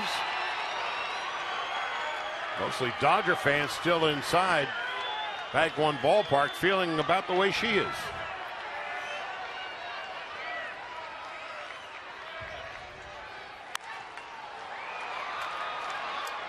I'm showing my age. I call it Bang One ballpark. Chase Field. That's what they used to call it. One bank, another bank. I don't know if it's your age or your depth of knowledge. Oh, you're good. Thank you. Thank you for picking me up. Well played, Oral.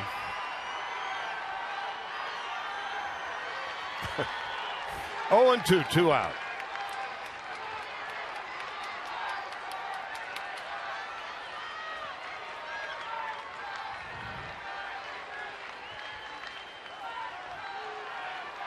Peralta about to throw his 5th pitch.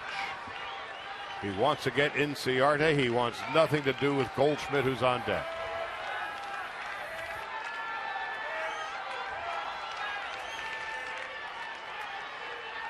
Oh, and 2. 1 ball, 2 strikes.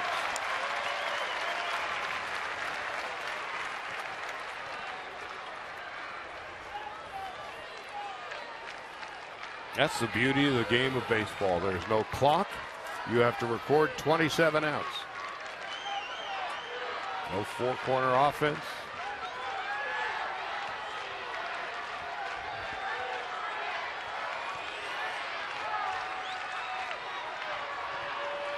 Dodgers have recorded 26 of those 27.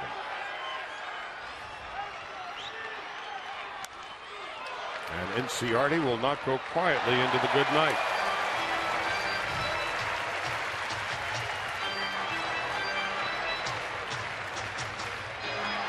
Inciarte, of course, had the game-winning hit on Friday night in the bottom of the 10th. Right now, you know, even if they put it in play, the infielders have, the position players have been out there for a long time. This has been a long inning standing out there, so got to be prepared, ready, and make the play. Peralta on 1 and 2. This is quite an at-bat. Inciarte in his last at-bat stayed on a fastball and kept it fair. Remember, drove it down into the left field corner. So they've gone with the split finger early in the count in this at-bat, and the last 2 pitches they've tried to sneak the fastball by him.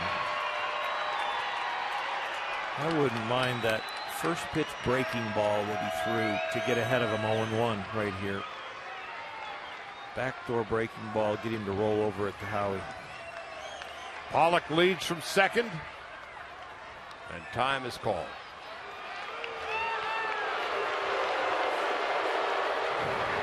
Howie Kendrick coming in to join the conversation with Grandal and Peralta.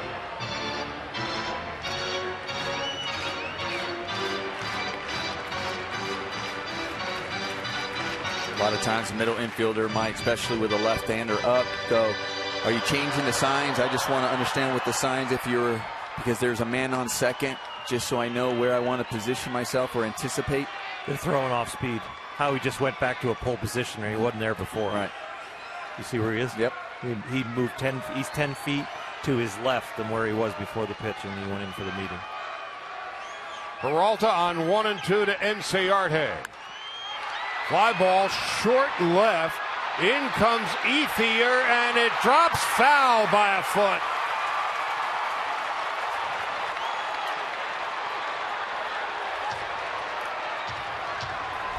A lot of the baseball cliches coming into play here. Charlie talking about no clock. Well, game of inches right there. About 8 inches. And there is, for an inning that started at 7-0 Dodgers, there's an awful lot of conversations and strategy going on now. Yasmani Grandal leaving the mound again after talking about pitch selection. Howie Kendrick's already been in there. The umpires had to run down the left field line and watch a ball barely foul. We're not supposed to be on the edge of our seat in this inning. Dodger fans inside Chase Field certainly are. Again, the 1-2 to Inciarte. Blocked again by Yasmani Grandal. Count is 2-2. Inciarte has built this at bat into, you can't get the ball by me. You're going to have to throw me a strike. And I am going to put it in play, and I know you don't want to watch me run. This will be the 10th pitch of the at-bat. Peralta can only hope it'll be the last pitch of the day.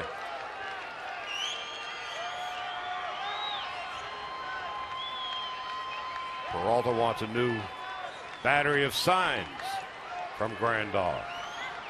Pollock at second base.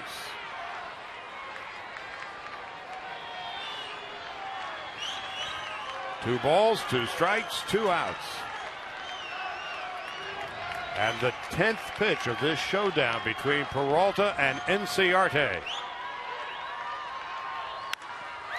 Fly ball center field. Pederson going back. He's there. He's got it.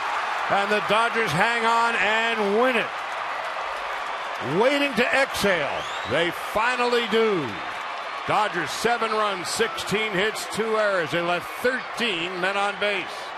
Arizona 4 runs, 10 hits, 1 error. They left 6. Greinke wins it. Colemanter loses it. And now a look at the players of the game, brought to you by Lexus. Zach Greinke today, no runs and 5 hits in 7 innings, struck out 7 and did not walk a man. So he is now 1-0. And Alex Guerrero in his first major league start goes 3 for 5, hits his first big league home run and knocks in 4. And so the Dodgers can breathe a sigh of relief. They hang on and beat the Arizona Diamondbacks by a score of 7-4. So that's going to do it for us here in Phoenix. For Alana Rizzo, Oral Hershiser, Nomar Garcia-Parra, Charlie Steiner saying good night and goodbye. Now it's time to send it to Access Sportsnet Dodgers, brought to you by Nissan. Homeward bound are the Dodgers.